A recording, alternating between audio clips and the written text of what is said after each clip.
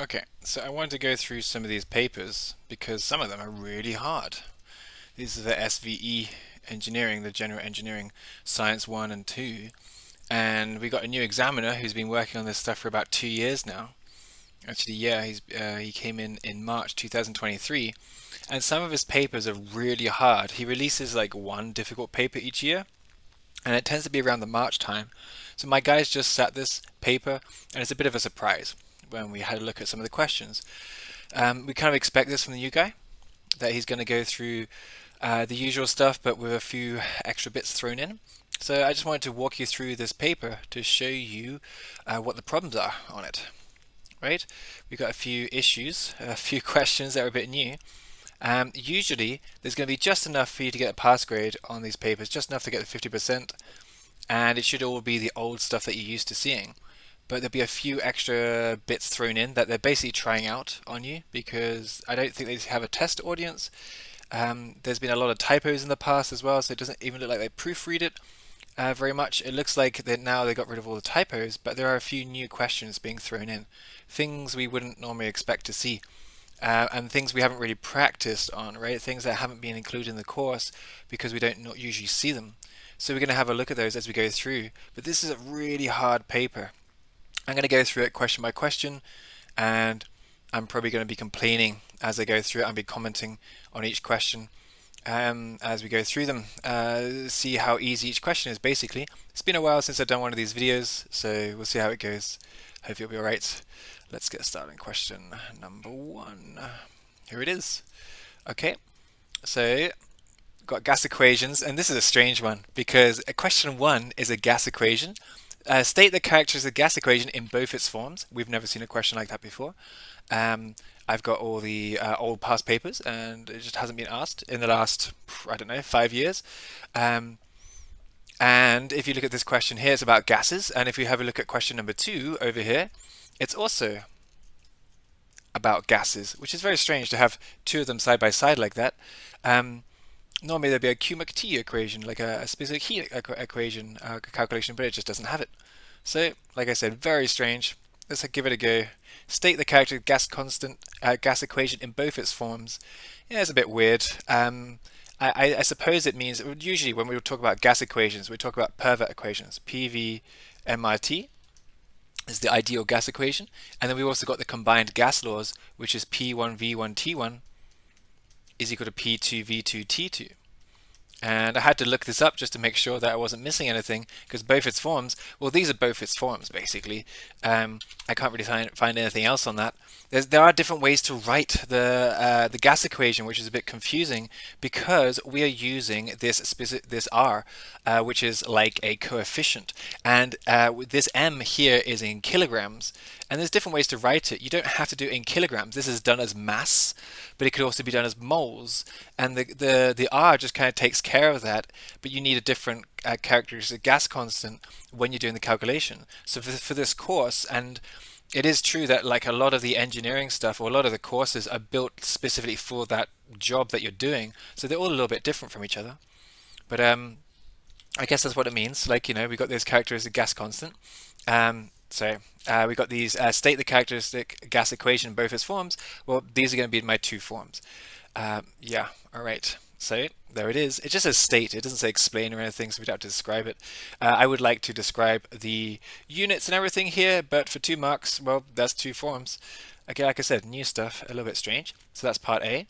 And part B is you know, a normal gas equation that we're used to. Usual stuff, it looks pretty good. New volume, mass of gas, that looks pretty traditional. So you'd normally state these anyway at the start of my work. I'll just pop them over there so they're out of the way. So we've got some space to do part B.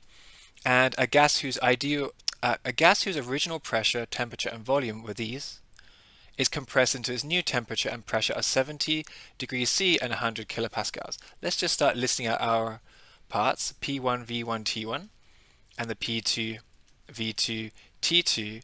I'm going to be really careful about some of these, and I might stumble over them because they're kind of made to stumble over. There's some really weird stuff going on here. Like I said, I'll highlight them as we go through. Alright, so P1, we've got there as 150 kilopascals. That's the same as 150,000 pascals, yeah. The volume is 0.15 meters cubed. That's just fine. And the temperature is 30 degrees C. We're going to convert this into Kelvin by adding 273. So I do it on my calculator just to not mess up. 273 plus the 30 gives me 303. So it's 303 Kelvin. All right, cool. And then it's compressed until the new temperature is 70 degrees. So the new temperature over here, this will be 70 degrees C. Oh, let me go back into blue. So 70 degrees C. We're going to add 273 onto that straight away so I don't forget to do it. So 343 Kelvin. Okay, great. And then what else have we got? And it's got this new pressure of 800,000 pascals, or 800 kilopascals. Calculate new volume of the gas. Pretty simple right there. We just plug it all in into our combined gas laws. This is the combined gas law, and this is the ideal gas equation, which is what it means by both its forms. So we're just going to plug it into this and give it a go. So usually one of these is kept the same, but not always. P1, V1, T1 is equal to P2, V2, T2. Usually one of these values is kept the same, but not in this case. So we're just going to plug everything in and calculate it.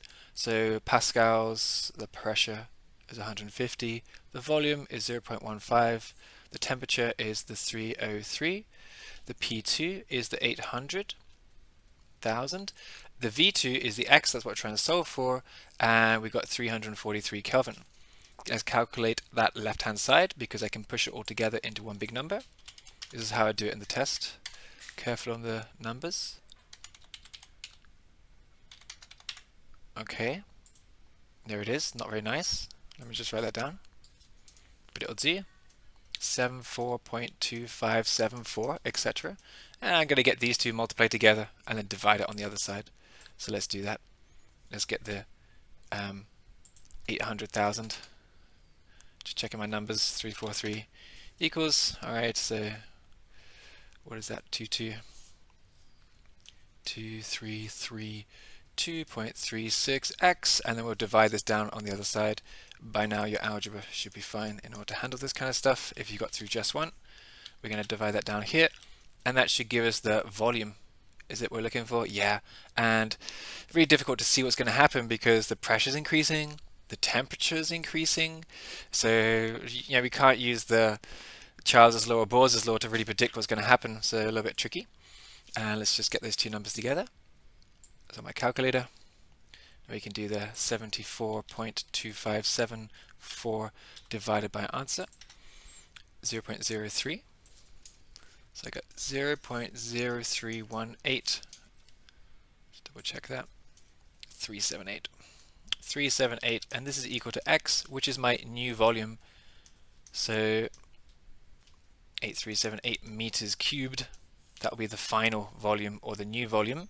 I think that's what they're asking for in the question. They're asking for the new volume of the gas, which is just fine. It's just a bit strange, isn't it? Let's see. Has it increased? Has it decreased? It's got a lot smaller. Oh yeah, so obviously we've increased the pressure, so we've crushed that gas. It's been compressed. So this is 0.0318 and change 378 meters cubed. All right. Very nice. So we've compressed the gas, so of course the pressure is increased. There's a bit of a temperature change there as well. Okay, mass of the gas will just be a straight up Pervert equation, PV MRT.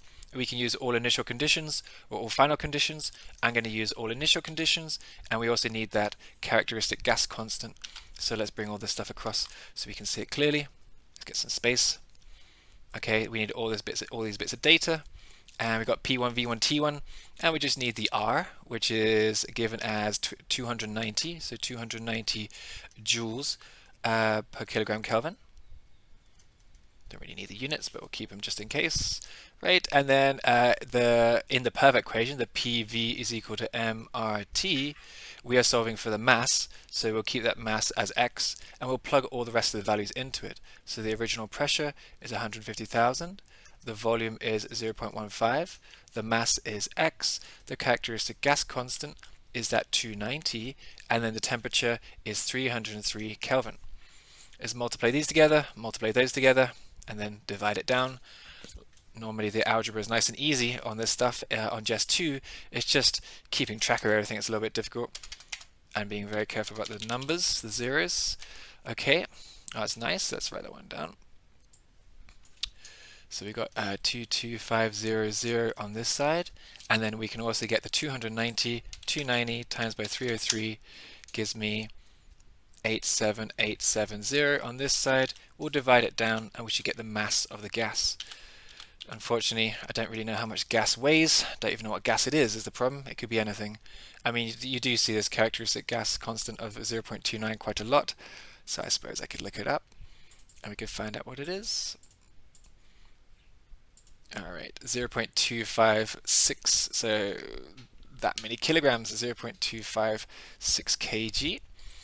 But like I said, really difficult to gauge, to work out, to guess how much it should weigh. Kilograms of gas, so that's the mass of the gas. Okay, let's have a look at the next one. And the next one is another gas equation, which is very strange to have them side by side like that. Well, on the same paper, really. Let's give it a read. A quantity of gas whose original volume and temperature are these guys. And look what they do to the temperature. This is what I find really nasty about this guy. He does this quite a lot. He plays these little psychological games with you, right? So it's 303 Celsius over here. Okay, and we were doing the calculation earlier and we got the initial temperature to be 303 Kelvin, which is basically no relation to each other except from the numbers are the same, which I think is really nasty. And it's very easy to mix up, but of course, I mean, we're meant to be paying attention to details and stuff like that, but it's just not really necessary, I don't think.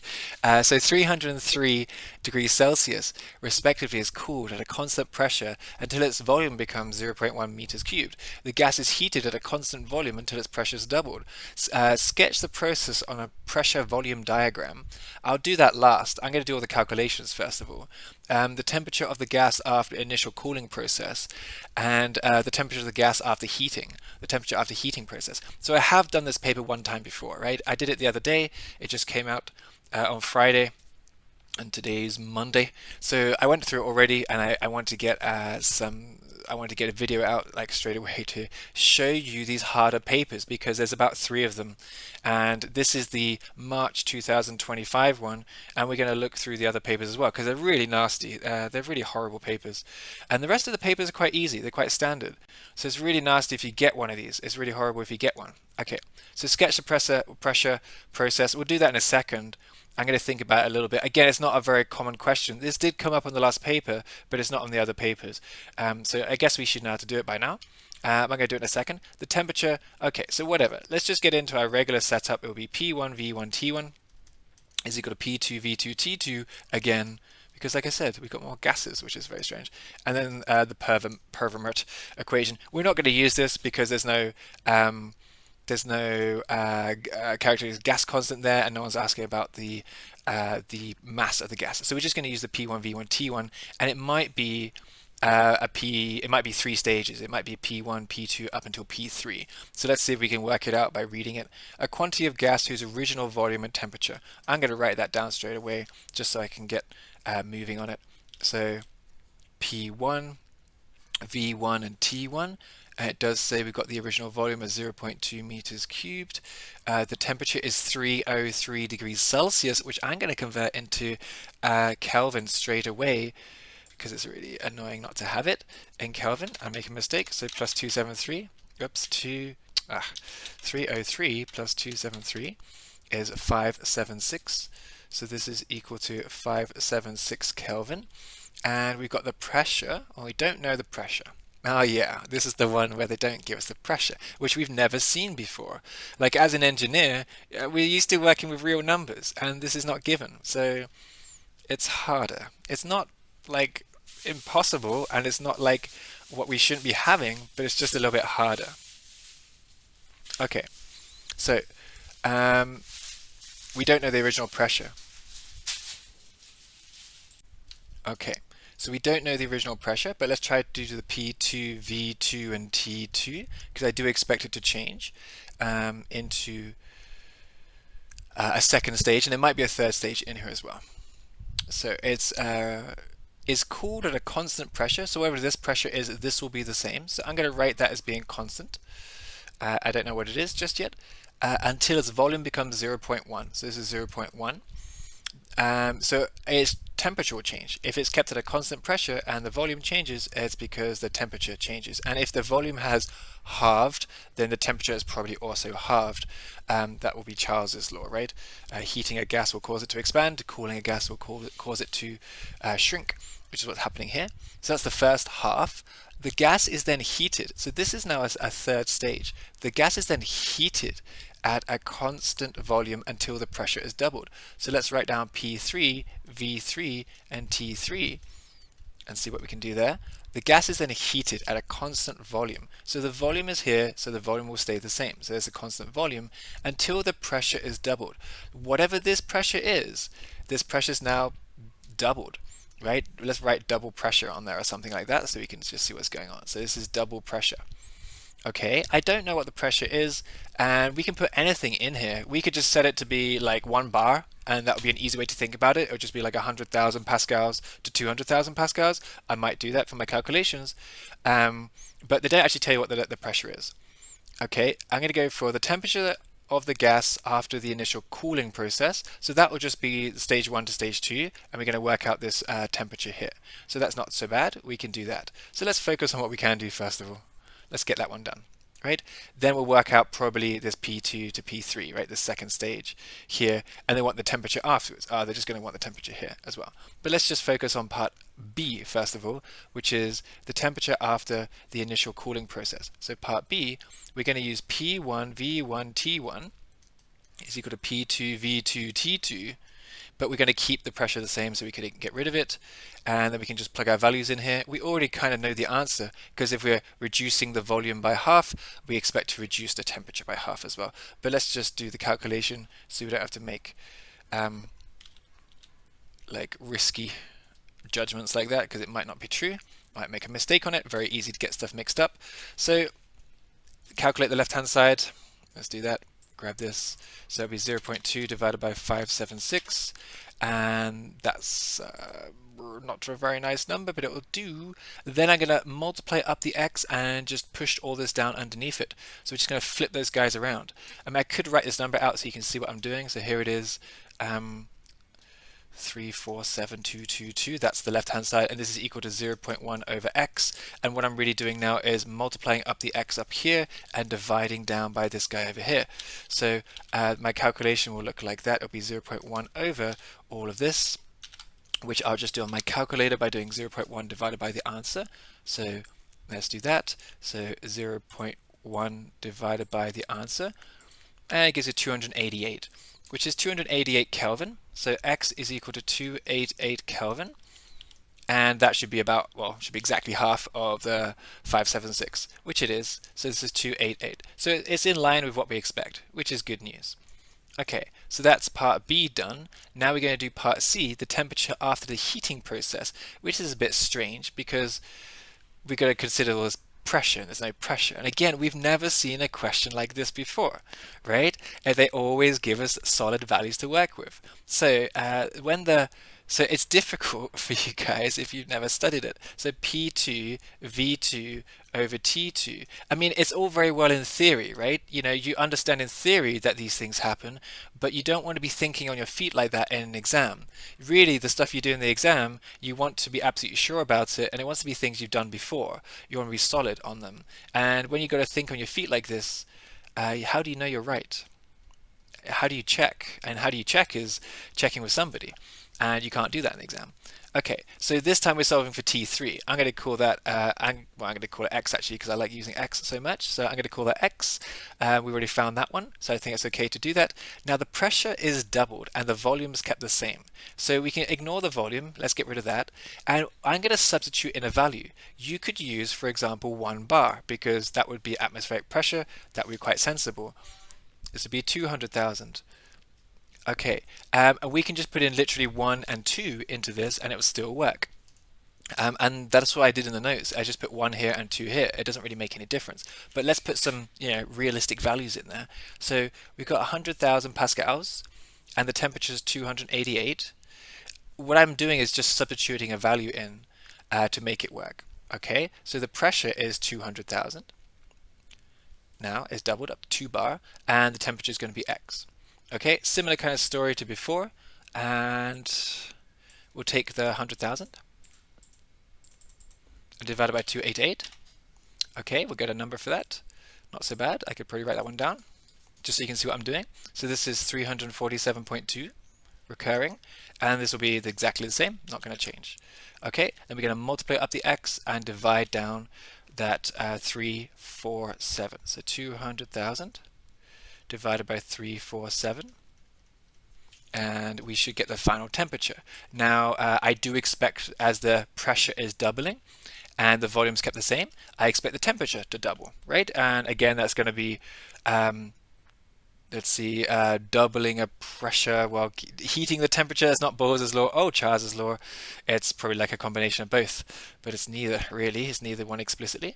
So 200,000, I could have picked easier numbers with less zeros, divided by that 347, and we get 576. So X is equal to 576 Kelvin. That's my final temperature, and that kind of sits in with, it got me back to the same temperature. Are you kidding me? Let's see, 576 Kelvin. Again, that's really confusing. I gotta check my notes to make sure that's right. I'm sure it is right, because what we're doing here is we're halving the volume while keeping the pressure the same. I'm confused. Let me just double check it.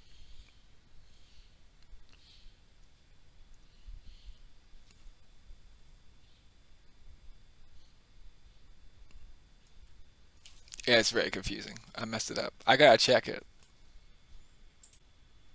Okay, I had to think about it a little bit there, and I went back and read the question. Like I said, we haven't seen these style of questions before, or the language used. And what got me out of trouble is reading the actual question. The temperature of the gas after the initial cooling process. Yes, the temperature has been cooled. I was trying to justify. I was like going from the volume of 0.2 down to 0.1 meters cubed, where how do we reduce the volume? Well, if you cool the gas, that will happen. So we've cooled the gas down, and of course it's reduced its volume. Then we've increased its pressure, and how do you do that? Is by heating the gas again. So by heating it. So it's doubled, so we get back to the original temperature. All right. Okay. And so that should be the final temperature in Kelvin. It's the same as the initial again. That's so confusing. It's so disorientating. I'm going to have to check it for sure. I might have made a mistake on it. But then it says we're going to do, so we did part B, we did part C. Let's have a look at sketch the process on a pressure volume diagram. So yeah, we don't use these too much. So I guess we should. Let's go get a picture of it. I'm going to get some space so I can work on this thing. And also I need all of the data so that I can draw it. So I need all these 3 bits of information basically. We're only looking at pressure and volume. So it's written as pressure volume. So I'll draw my graph in that order. So pressure on the side and volume on the base. We can put the units for an extra point or two. We'll put this in pascals. We could even write the word pressure, I suppose. And we're going from stage 1 to stage 2 to stage 3.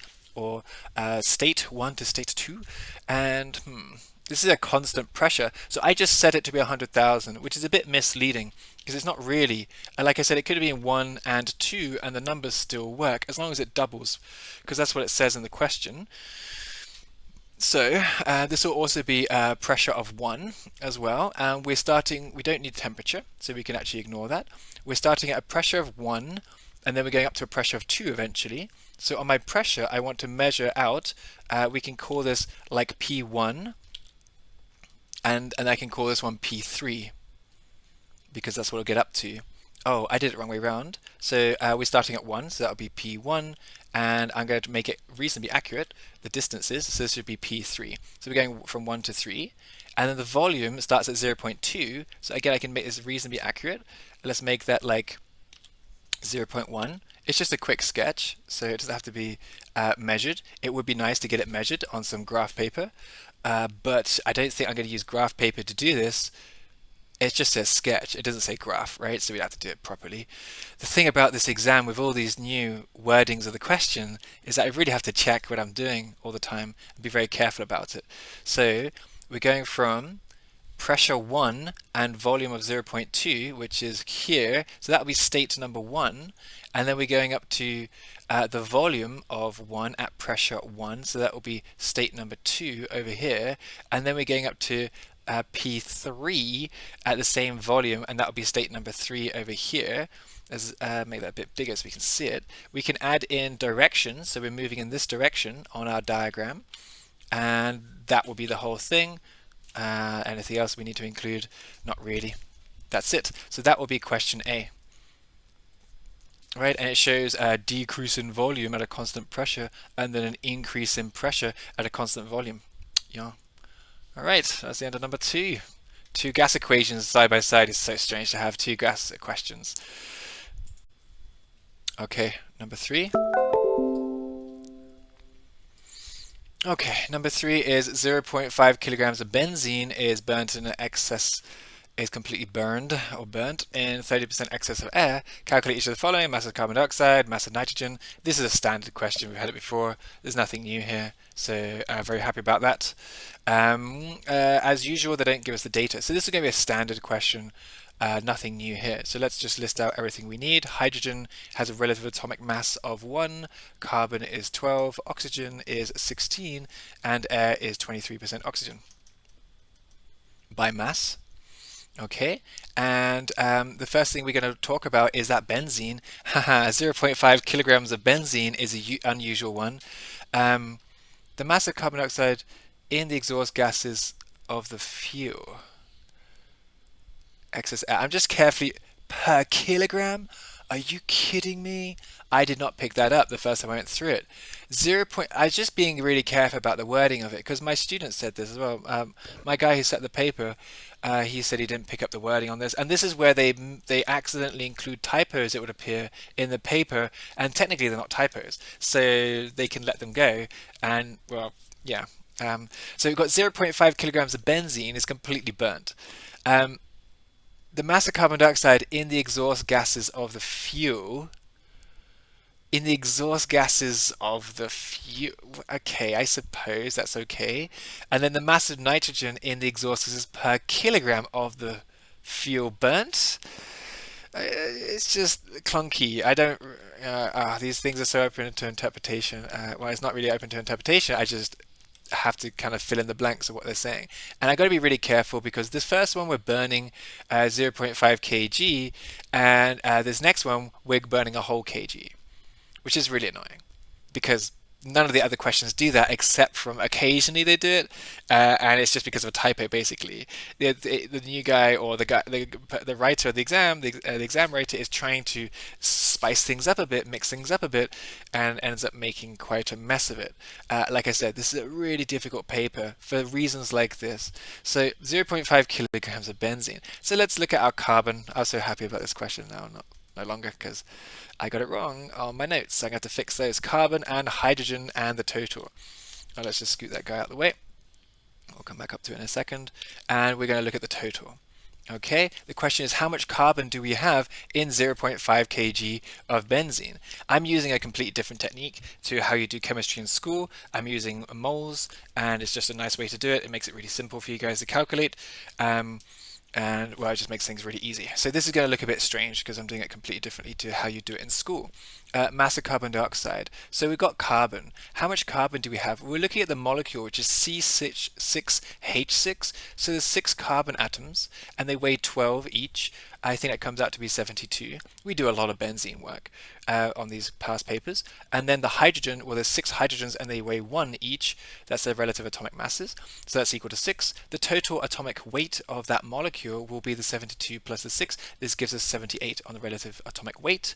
Now we can work out the percentages of the actual fuel. So this is 72 out of 78 parts of pure carbon, and we're multiplying that by 0.5 kg of carbon. This will be 6 out of 78, sorry, 0.5 kg of the fuel, and this will be 0.5 kg of the fuel as well, which is very strange because we're going to have to change these numbers when we do part B. we're going to have to double everything for part B because we're going to be burning double the fuel, which is just not necessary. 72 divided by 78 times by 0.5. Let's get it as a decimal. 0.46. Okay, so this is 0.461538 kg of pure carbon in that 0.5 kg of benzene. And we're going to do the same thing for the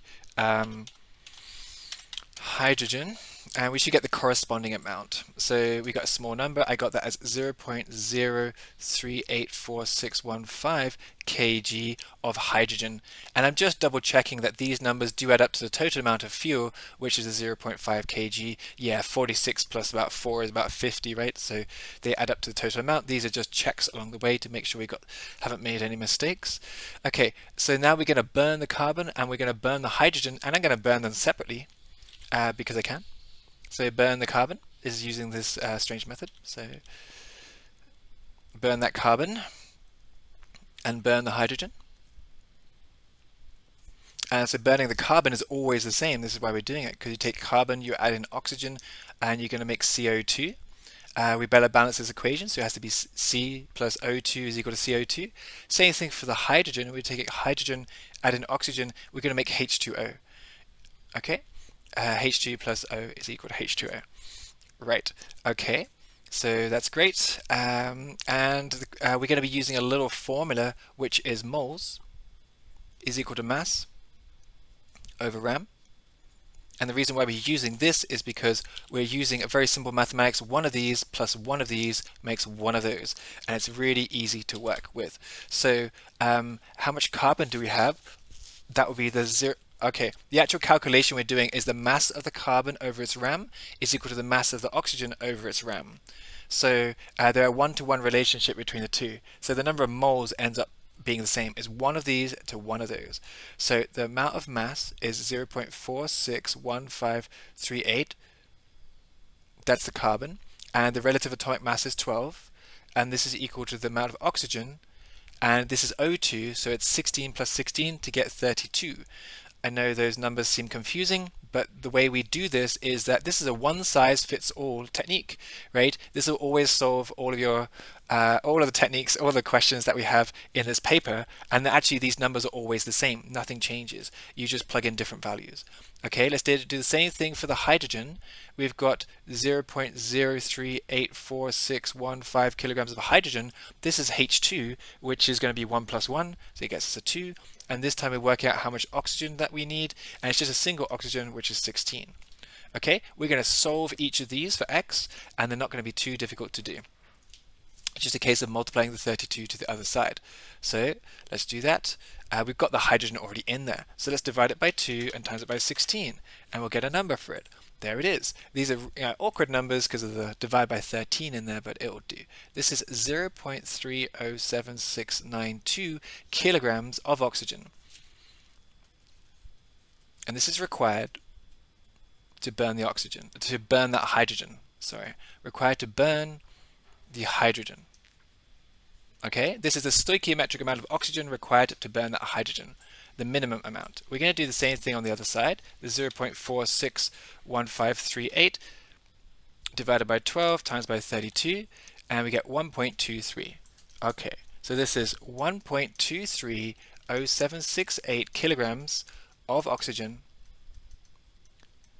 is required to burn the carbon. Alright, so this is the basic setup, and from here we can pick out anything we require. So let's go have a look at the question and see what they're actually asking for. Okay, in the question they say, what is the mass of carbon dioxide in the exhaust gases of the fuel? I would just say exhaust gases after the fuel has been burnt. Exhaust gases of the fuel. Okay, we are assuming that there's no carbon dioxide in the atmosphere.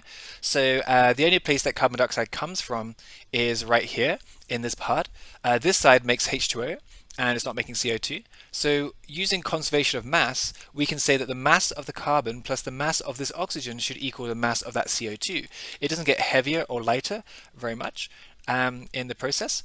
So let's just say that and write that down. So for part A, the mass of the CO2 will be equal to the mass of the carbon, we should state our formula, so I am, plus the mass of the oxygen, just the oxygen to burn that carbon. Okay, we had a 1.23 kilograms, that was the oxygen required to burn the carbon, and the carbon was up here as 0.46. Okay, we're going to add those two numbers together to get the mass of the CO2 being produced. So plus 0.461538, 1.69. Okay, so this is equal to 1.6923 kg of CO2 being produced for every 0.5 kilograms of fuel being burnt, which is really awkward numbers, but okay, that was part A. Part B is the mass of nitrogen.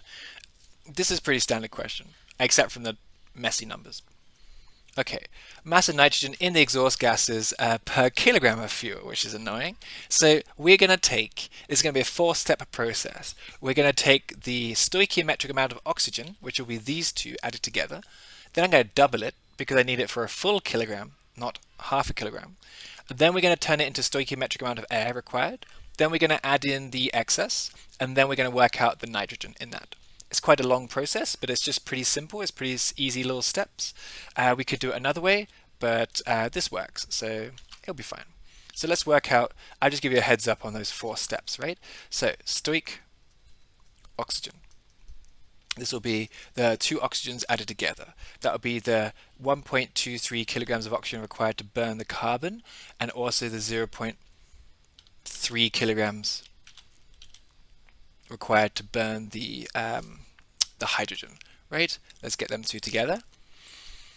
Then I got to times it by 2. Don't forget, times by 2, 0.768 plus 0.307692, 1.53. So this is 1.53846 kg. Let's just write a little note to myself. So this is stoichiometric.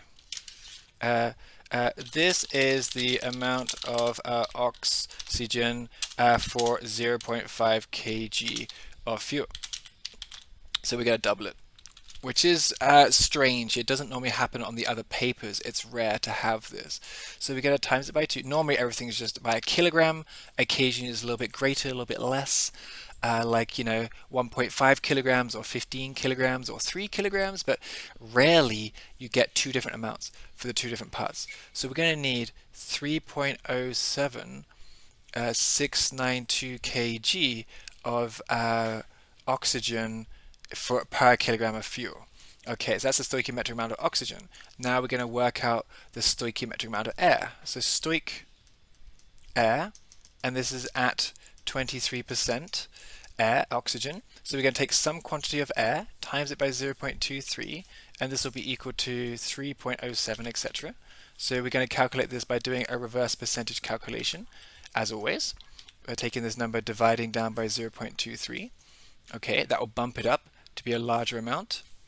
Let's see, divide this by 0.23, 13.37. Okay, so now we got x is equal to 13.3779 kg. So this is the minimum amount of air required to burn that fuel. Now we have to add in the excess. Up here it says we're burning it in 30% excess air. I think I'll just leave the question up there. So we're going to include the excess. So this is include excess air, and this was at 30%. So I'm going to times this number by 1.3 or 1.30 to bump it up. Well, that's the 30% we're adding in. Okay, so calculator times by 1.3, and I get that as 17.39128 kilograms. Okay, great. Now, how much of this air, so this is the total amount of air coming into the engine, and how much of that is going to be nitrogen. So nitrogen is going to be at 77%. We assume the air is 23% oxygen and the rest of it is nitrogen. So I take this quantity and we'll times it by 0.77 to get the amount of nitrogen. This will be the same on the intake and the exhaust. It will be exactly the same. We're assuming the nitrogen does not burn. It does not get oxidized in the process. So I got that as 13.39, we'll call it 13 kilograms of nitrogen on the exhaust, in the exhaust. All right, and that's it for that part of the question, part 3. Okay, let's look at number 4. Where has it gone? Some of these will be definition questions. I am not going to do the definition questions. They're quite easy to do. You just have to know your stuff. State 2 desirable properties of refrigerants. And in a vapor compression refrigeration plant, I believe to explain undercooling and its effects. The wording is a little bit different on these than what we're used to. So that's what threw my guys off, or threw you guys off. Undercooling and its effect. The cause of the low pressure side into which expansion occurs through the TEV valve. Okay, great. And then how the refrigerant flow rate is controlled. Pretty standard stuff, not too hard, but just a little bit weird on some of the wording. Okay, and then same thing for number 5. These definitions are great, nice and easy. State and describe 3 modes of heat transfer, giving examples of each for 9 marks. That's really easy. It's just convection, conduction, radiation, and then we can give examples. Nice and easy. Really what we're here for is the calculations. So let's have a look at number 6. Number 6 is a chunky one. Is the motor calculations. A 2-stroke diesel engine is tested over a 24-hour period, uses 18 tons of fuel. Luckily, this is a standard question, hopefully.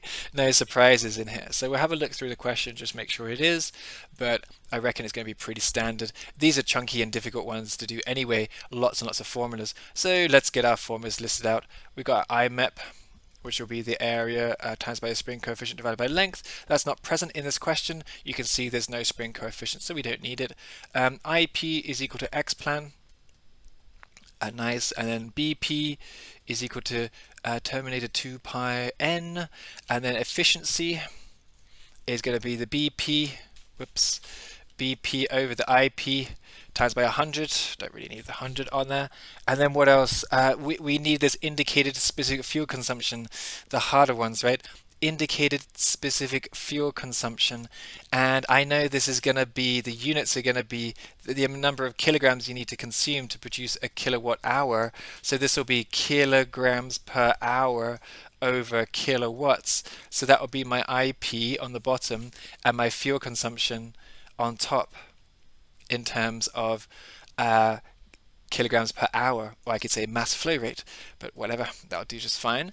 And then we need brake thermal efficiency. Brake thermal efficiency. The reason why I write this one out like this is because I can see my IPs on the bottom, so therefore my BP will be on the top. For the other one, I know they're flipped, right? Brake thermal efficiency, the units have to completely cancel out for an efficiency calculation.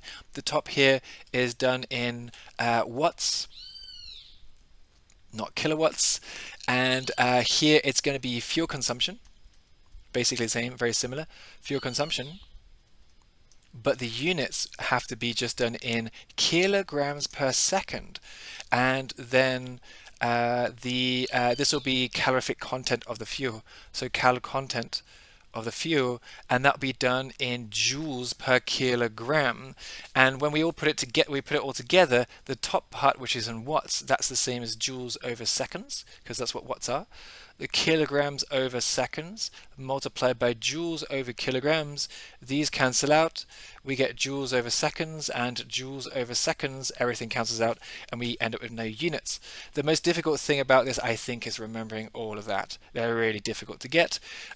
We normally keep them towards the end of the course as a little bit extra. You should be able to get the marks on the rest of the paper, hopefully, without having to go too deeply into this. Obviously, you guys want to be able to calculate this stuff, and you totally can. It's just they're usually quite long questions, also filled with tricks and traps, usually, and not this time, hopefully. So let's make a bit of space, and we'll check out stuff like the brake power. Let's see if we can get in there. So BP is equal to, okay. I'm jumping straight in for BP. The T2 pi n. Let's just list out what we got. Torque, and they do give us the torque. We got torque, we got 2 pi, and we got n. So the torque is given as 50 kilonewtons, 50 kilonewton meters. So right there, Newton meters just fine. 2 pi is just 2 pi, and n is the revolutions per second for this one. And we start off with 800 revolutions per minute. Revs in a min. We'll divide it by 60 to get it down into revs per second, and then we don't do anything else. It's only a 2-stroke, so we wouldn't do anything anyway. Okay, so 800 divided by 60 gets me 13.33333. So this is 13.333 revolutions per second.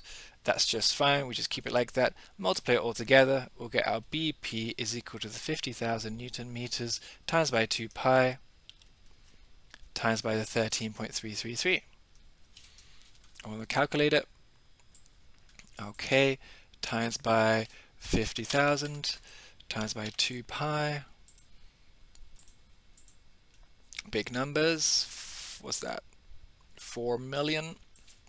So I got 4,188,790.205 watts.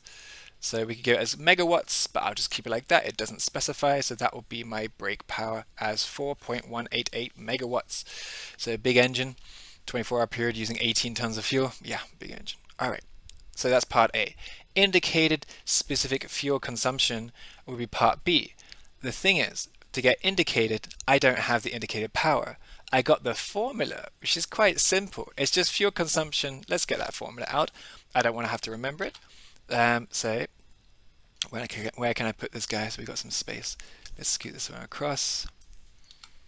Let's just move it across like this. And we'll get my formula. Okay. Right. So for part B, I don't have the indicated power. So I have to use the efficiency calculation to get indicated power. Efficiency is not very difficult. Efficiency is going to be the actual over the theoretical. Okay, times by 100. So we've got the numbers already in there as 0.87 on the efficiency. And then the BP, we already know that. We just calculated it. If we made a mistake here, this whole thing will be wrong. I'll just use the whole numbers. Round it off to the nearest number, whole number, that's fine. And then here's my IP. Let's flip that around, get IP up top, and we can have this number divided by 0.87. So we can have a little bit more on the indicated power. I still got the number in my calculator, so divide by 0.87, and we got a little bit more. It's now 4.8 million instead of 4.1 million. So the IP is equal to 4814701.385 watts. That's my indicated power. That's not the final answer. And we want the indicated specific fuel consumption. So the other thing we need for this is the fuel consumption. Let me just rearrange this. A little bit of a mess. Let's pop it over here. That's much better. So I go left to right on the page. So now I need the fuel consumption. And it has to be done in kilograms per hour. And the fuel consumption is given as 18 tons, so 18,000 kilograms in 24 hours. So we divide it down, and that'll get it into kilograms per hour. 750 kilograms. So this is 750 kg per hour. Okay, now we're looking good. To get the indicated specific fuel consumption, we are going to do the, where is it gone? We're going to do the fuel consumption on top. Just checking. Like I said, it's pretty standard, this one. So sorry. Over.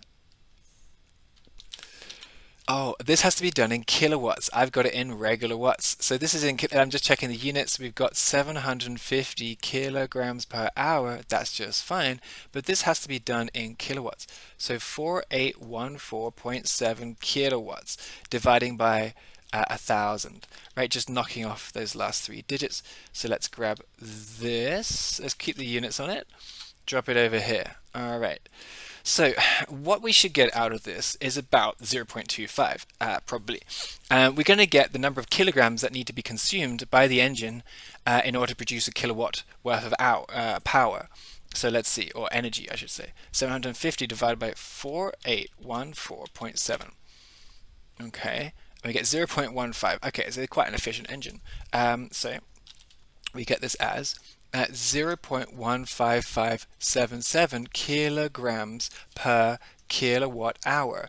And how I remember this whole process is by the units. You need to consume about 155 grams of fuel to produce a kilowatt hour of energy, of energy on the setup that it is right now. Okay, that was part B. Now we go to do part C, which is the brake thermal efficiency. Let's see, where's my formula's gone for brake thermal efficiency. Here it is. I gotta get all these guys. It's a bit long to get. It's a little bit of a long calculation. It's worth 9 marks, but some of them are really short and sweet, just not on this paper. This paper, everything is just really long and tedious, unfortunately. Some of the papers are really fast, and like I keep saying, about once a year you get these really hard papers, so it's really unlucky if you get them. They seem to come in March, and one time in July. Really, we had 2 papers in March that are really hard, and 1 in July. So there's a bit of a pattern there. Alright, so part C is the brake thermal efficiency. I need the brake power. I need the fuel consumption. And I also need the cal content. The brake power we had earlier. Where is it? It was this one, the 4 million. 4.1 million. Let's just grab it like that. Drop it down here. Fuel consumption has to be done in kilograms per second. So, because we need it for the units, we've got here kilograms per hour, and we can convert that into kilograms per second. I could do it all from the beginning, but whatever. This is kilograms per hour. We divide it by 3,600 to get it into seconds. So let's do that. So 750 divided by 3,600, 0.2. This is 0.2083 kilograms per second. So it's consuming 208 grams worth of fuel every second. The calorific content is given as 44 megajoules, or 44 million. I don't mind writing out all those joules. That's just fine. All those zeros. That's just fine. Now we're going to put it all together in this calculation. So the brake thermal efficiency is going to be the BP, that one, divided by the fuel consumption in the correct units, multiplied by the calorific content. Okay. And then we'll times it by 100 to get its efficiency at the end. I always kind of forget that, and we shouldn't. So 0.2 is already my calculator. I'll times that by the 44 million, 1, 2, 3, 4, 5, 6, and then I'll divide 4188790 by that as an answer, equals, times it by 100, and we'll get 45% efficiency. Like I said, quite an efficient engine. This is the highest number I think I've seen on any of these papers. So new stuff all the time on these papers apparently.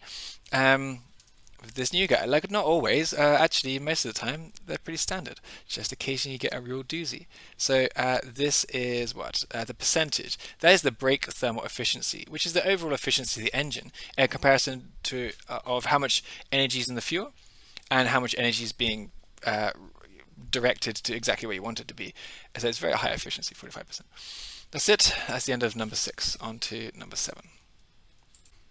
Okay, we're going to do section B. And section B is electronics and naval architecture, and usually the electronics is quite difficult. It's normally got 3 questions, and it's like an easy, medium, and difficult question on there. And then there's 2 naval architecture questions, which usually are quite easy to do. There's 4 sections in naval architecture, and like one of them is difficult, and the other 3 are quite easy. So we've been getting quite easy ones. And then after that, there's like the electronics, so magnetism section, FBI L sine theta. And that's normally what we got for section B, but if we have a look through this paper real quick, just before we get into it, question number 7. Okay, these are simple circuits. These take a little bit of time to get through, and this is quite an interesting one. We're going to have a look at it in a second. I'm just going to go through them one at a time, but simple circuits usually take a little bit of time to go through, and my guys find it the most difficult to understand because they're tricky. There's a lot of information. It's not too complicated, but there's just a couple of new questions on it. Okay, that was number 7. Number 8 is very easy definition question. List 4 means by which electricity may be produced. Very vague questions.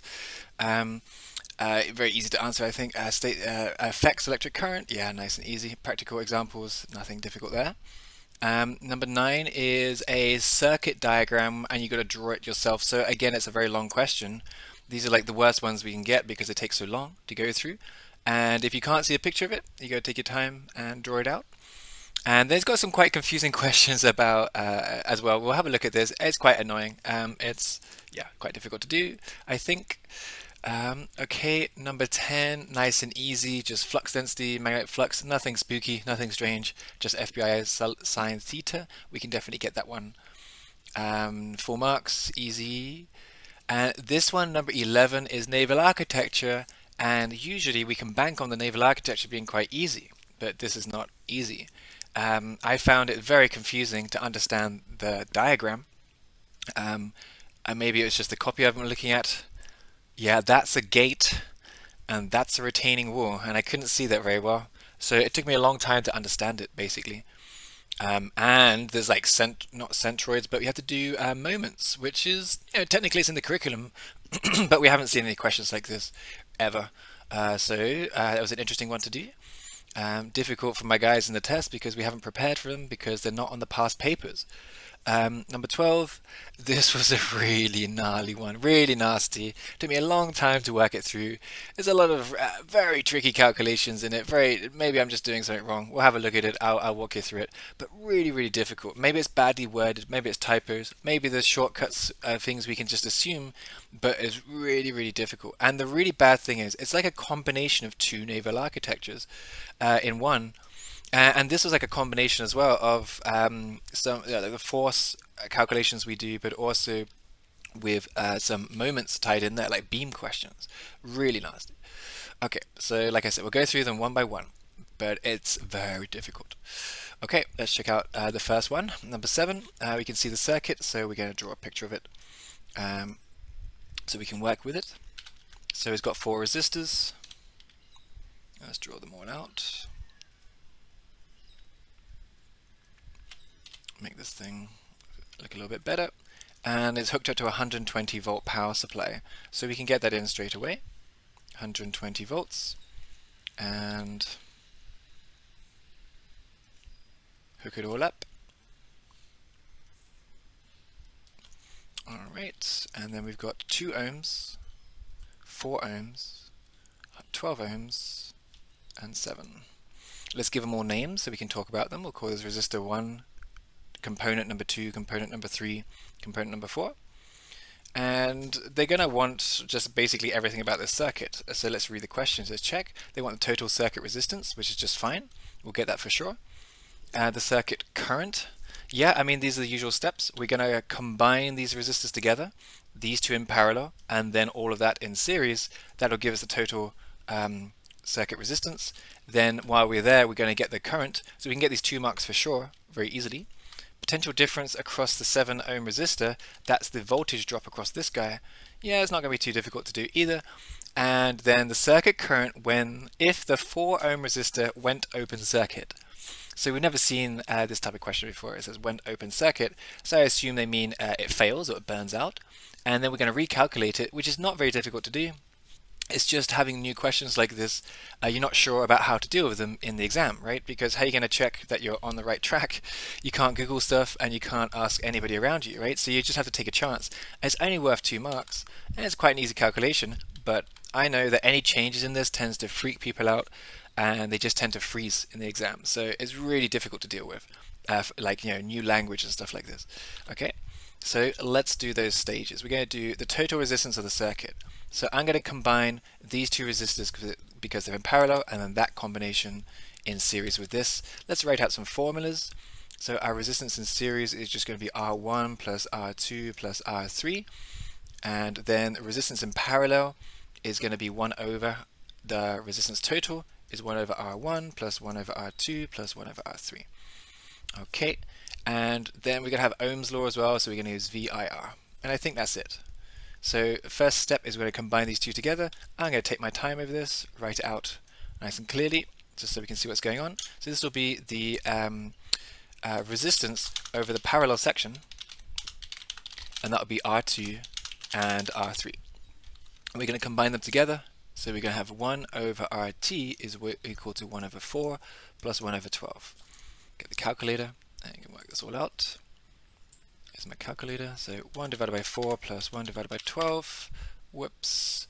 1 divided by 4 plus 1 divided by 12. 1 over 3. We're going to flip it. 1 divided by answer. And it's 3 ohms. So the total resistance of that guy is going to be 3 ohms. I'm going to redraw my circuit. And this is why it takes me so long to do this in the test. You don't have to do this. Hopefully, if you practice it enough, you can cut some corners, but it's so confusing. There's so much stuff to keep track of usually with simple circuits that it's very difficult to do these questions quickly and then not get confused. So this guy is 3 ohms, and I'm going to call that resistance number 5. Now we're going to do the resistance in this section. This will be resistance over series. It's very easy. Resistance over the series section is R1, R5, and R4. So we're just going to add them all up. So that'll be resistance total is going to be 2 plus 3 plus 7. That's going to be 12, so it's going to have 12 ohms worth of resistance. I could draw a final circuit diagram, but I don't think it's necessary. It's not very much going on there. So let's write out circuit information, VIR.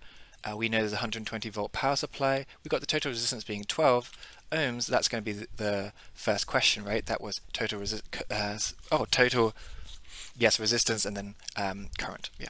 So part A is the total resistance is 12 ohms for the whole circuit, and then we'll work out the VIR on this to get the current. So VIR, let's put it on the other side. So this will be I is equal to voltage over resistance. 120 volts over 12 gives us 10 amps in the circuit. So that'll be part B as well, equal to 10 amps for part B. Okay, great. Part C is the potential difference across the 7 ohm resistor. Now it's going to be a little bit more work. We're going to have to work our way in there. We can just do a quick calculation actually, but I'm still going to do the full amount, the full working on this. What we've been asked to do is find the voltage drop or the potential difference across this resistor. I'm going to do it across all 3 because it's quite easy to do. It's really just to check everything adds up to 120 volts and to get out all the information. You don't need to do all of them, just the last one will be enough. Here's a resistor number 1, resistor number 2, resistor number 3. If you want to save time in the exam, you'd have to do so much, but I like to check it because it should add up to the total voltage. We know that the current flowing through this series section is the total circuit current, so it's going to be 10 amps. So we can set each of these as 10 amps because they're all in series with each other. Okay, the resistance is written on the object, so the first one is 2 ohms, or the components. This is 3 ohms, and that's 7 ohms. Okay, and then we can work out the voltage drop using VIR. So V is equal to I times by R. These will just multiply together to give us the voltage. So this is going to be a 20 volt drop. So there's a 20 volt drop over that section there. And then there's going to be 3 times by 10 is a 30 volt drop. And this is going to be a 70 volt drop. Oh, very nice numbers for once, nice and clean, right? So 20, 30, and then 70, and just checking they do add up to the 120 volt power supply. So yeah, they do. So the question we've been asked is this one over here, what's the voltage drop across that part? So that will be part C, and the PD, I can draw it on my diagram, this will be 70 volts. PD is equal to 70 volts. That's the potential difference across component number 4, or that's 7 ohm. Okay, so we're going to continue this for part D, which is the circuit current if the 4 ohm resistor went open circuit. Not too difficult, but it's a new style of question, like I just said. So we haven't seen this kind of stuff before, but we can deal with it. So let's have a look at it. This means that if the 4 ohm resistor was burnt out, so the current would still continue and to flow through the 12 ohm. Let's have a look at that and just remodel the circuit. So I'll grab my original circuit diagram and let's drop it down here for part D, and here's our circuit, and let's include, or let's remove resistor number 4 from the circuit. So now we've just got a series section where the current is flowing through a series section, which is pretty easy. But we're going to recalculate this as a series section. So the total resistance, the resistance total, would be the 2 plus the 12 plus the 7. So the 2 plus the 12 plus the 7. Okay, let's add them all up. I think it's going to be, what, 21, right? So 2 plus 12 plus 7, 21 ohms. The resistance total for that section will be 21 ohms. I don't really need to redraw this because it's a very simple circuit. We're actually at the circuit information at that point, so we can just go ahead and calculate the current. We know the supply voltage will be 120. This is the total circuit resistance at 21, and we can use VIR to calculate the current. So let's do that. VIR, I is equal to V over R. So this is 120 over 21. Let's get the calculator and type it in. So 120 divided by 21, okay, and we get that as 5.7. So the current will be 5.714285, if you want to get more detail on that, amps, when if that resistor was to blow or to become disconnected. So the circuit still operates, it just operates at a lower ampage. We've actually got a lower ampage. On the original circuit we had this higher ampage of 10 amps, right? So the thing's still connected, it'll still function, it'll still show that the circuit's connected, but you'll be able to demonstrate, you'll be able to see that it's not operating at full power because it's damaged. Right, so that's part D. Okay, let's have a look at the next one. That was number 7. Number 8. Number 8 is just a definition question, nice and easy. List 4 means which electricity may be produced. That's nice and easy. State 3 main effects of electric current is the usual stuff, nothing special there. State 2 practical examples of each of these effects. Again, very easy stuff. We're going to concentrate more on the calculation questions, so that's not very difficult. Let's have a look at the harder stuff. So for sure we can get those grades, which is nice. Okay, a lighting system is fed, says number 9. A lighting system is fed from a DC supply. 4 lights are connected in parallel with a current of 12 amps and a line current of 3 amps. This is a bit extra. Why do they include this extra information? It's a bit strange. The lamps have a resistance of 5 ohms each. So I can draw that, and I will do that. But it's just a little bit strange. Again, we haven't seen this wording. It's I think, novel wording or new wording. I haven't seen it before in any recent past papers. Maybe if I dig back a bit, I might find some, but I don't think so. I think the guy just wrote them new for this paper. And the problem with that is that sometimes there's typos in the question. And basically, we're not trained up to read them. Like they're not difficult to do, but then again, you don't really want to be doing this first time in the exam. But it looks like we have no choice. It's a little bit strange how they say it. There's 4 lights that are connected in parallel. So I just draw them as components, as resistors. With each have a supply current of 12 amps. So that's okay. Let's hook them up in parallel. So here they are. Let's do it on both sides. And we're going to give it 12 amps going in. So we've got 12 amps going in, and we've got 12 amps going out. So we'll do this as 12 amps here. We got 12 amps going out again. And then it says a line current of 3 amps. Well, that makes sense, that all the ampage is equally split between them. So the lamps have a resistance of 5 ohms each.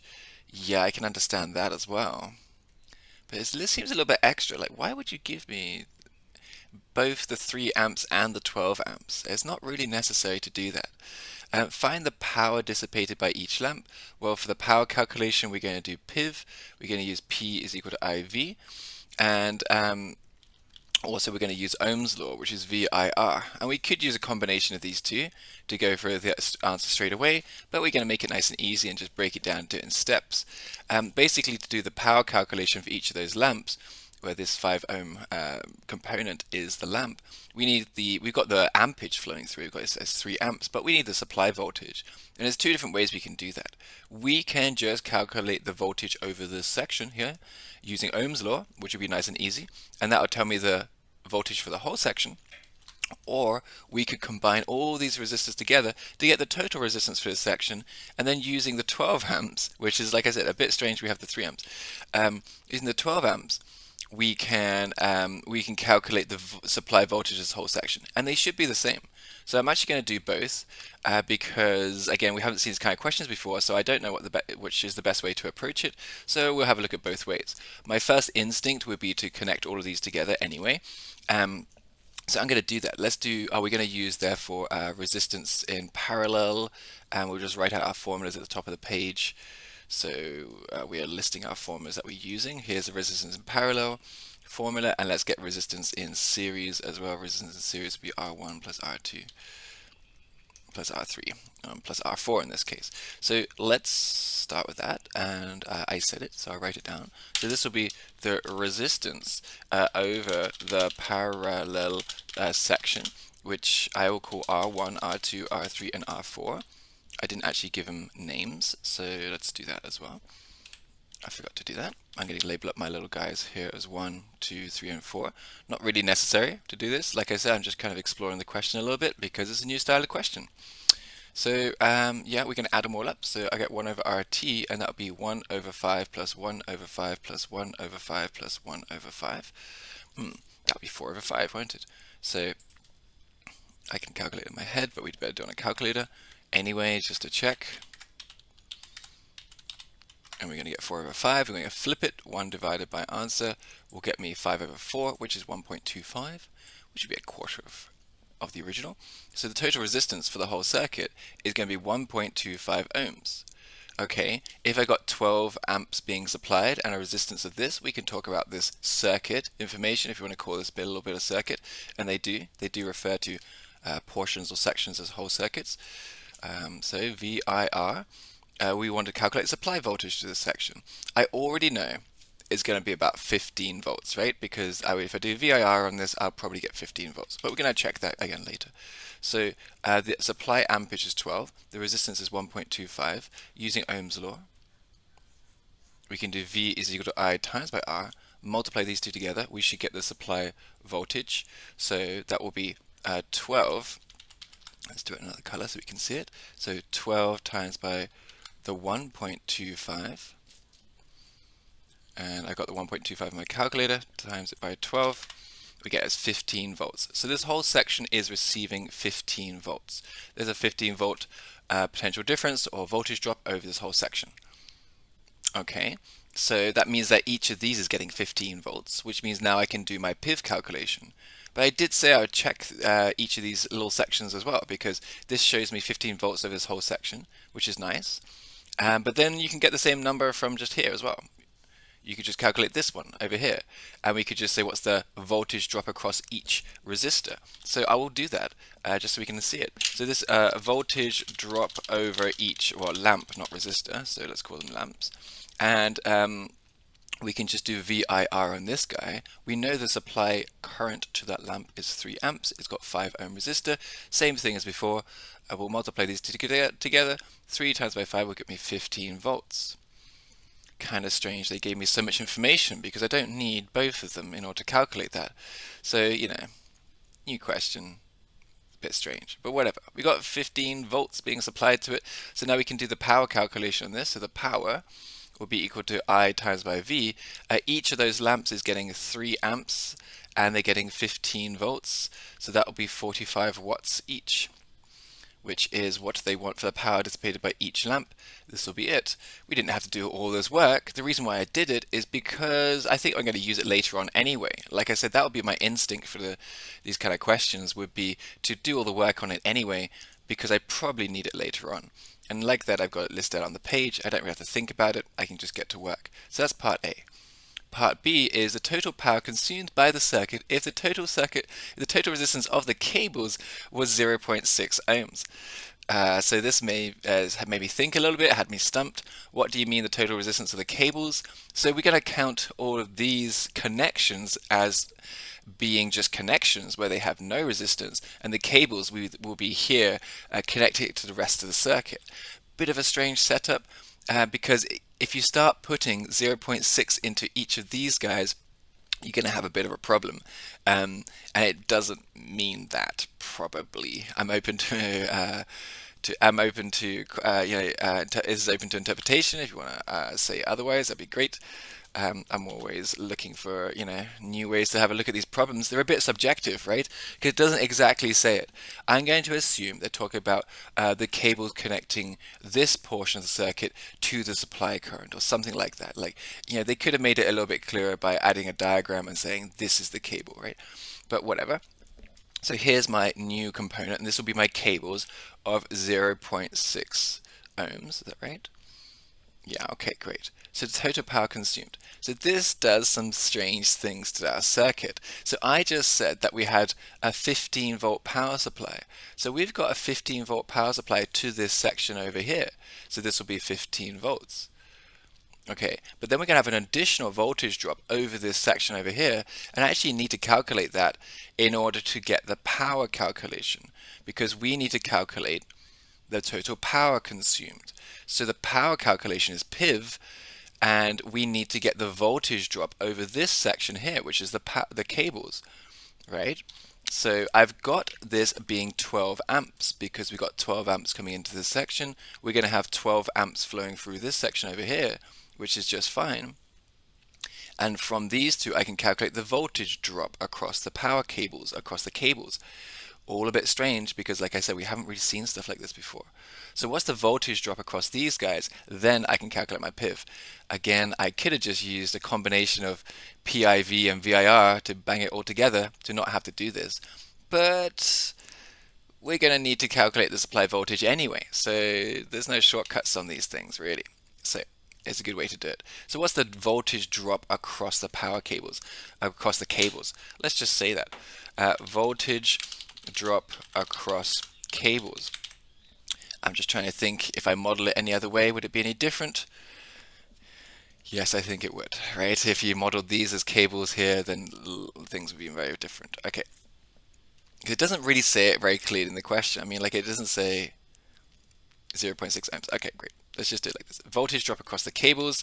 We've got the VIR again over here. We can try to calculate the voltage drop. I've got my supply current as 12. My resistance is 0.6. We can get the V, which is VIR. So V is equal to I times by R. Just multiply these guys together to get our answer. So this will be 12 times by 0.6. Let's have a look at that. Calculator. 12 times by 0.6, and we get the supply voltage to that section, or the potential difference, as 7.2. So 7.2 volts. There's a 7.2 volt drop across this section. Okay, great. So now we can do the power calculation, because they were asking for what's the power consumption of these cables. So let's do the power calculation. So the power is going to be IV, and the current is 12. The voltage is 7.2, so that's nice and easy. Times this up, times by 12, 86.4. Yeah, all right, 86.4 watts is the power consumption of the cables, and each of the lamps are taking 45 watts each. Okay, great. So that was the total power consumed by the circuit. That's not the full question, is it? We just did the power consumed by the cables. We have to add in the power of the 4 lamps. So this is power for the cables. And now we're going to do the total power. So the total power, let's write it down here. So total power will be the 4 lamps. So that will be 4 lamps at 45 watts each, plus the 86.4, which is for the power cables, or for the cables. So there's the 86.4 plus 4 times by 45, and we can just add them all together. 266 watts, maybe, if I got it right, is equal to 266.4 watts on the power consumption for the whole circuit. So that will be our final answer, really. Shouldn't really box that one up. I think this is okay. All right.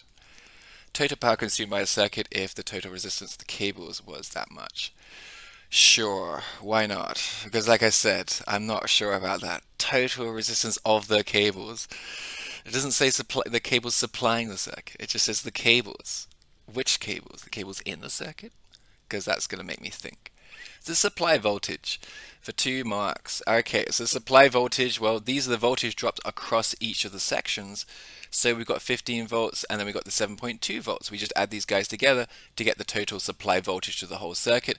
There must be a 15 plus 7.2. There must be 22.2 volts being supplied here. We're dropping 15 volts. We'll have 7 volts being supplied here, and effectively 0 volts coming out at the end. So 22.2. So let's say that for part C. supply voltage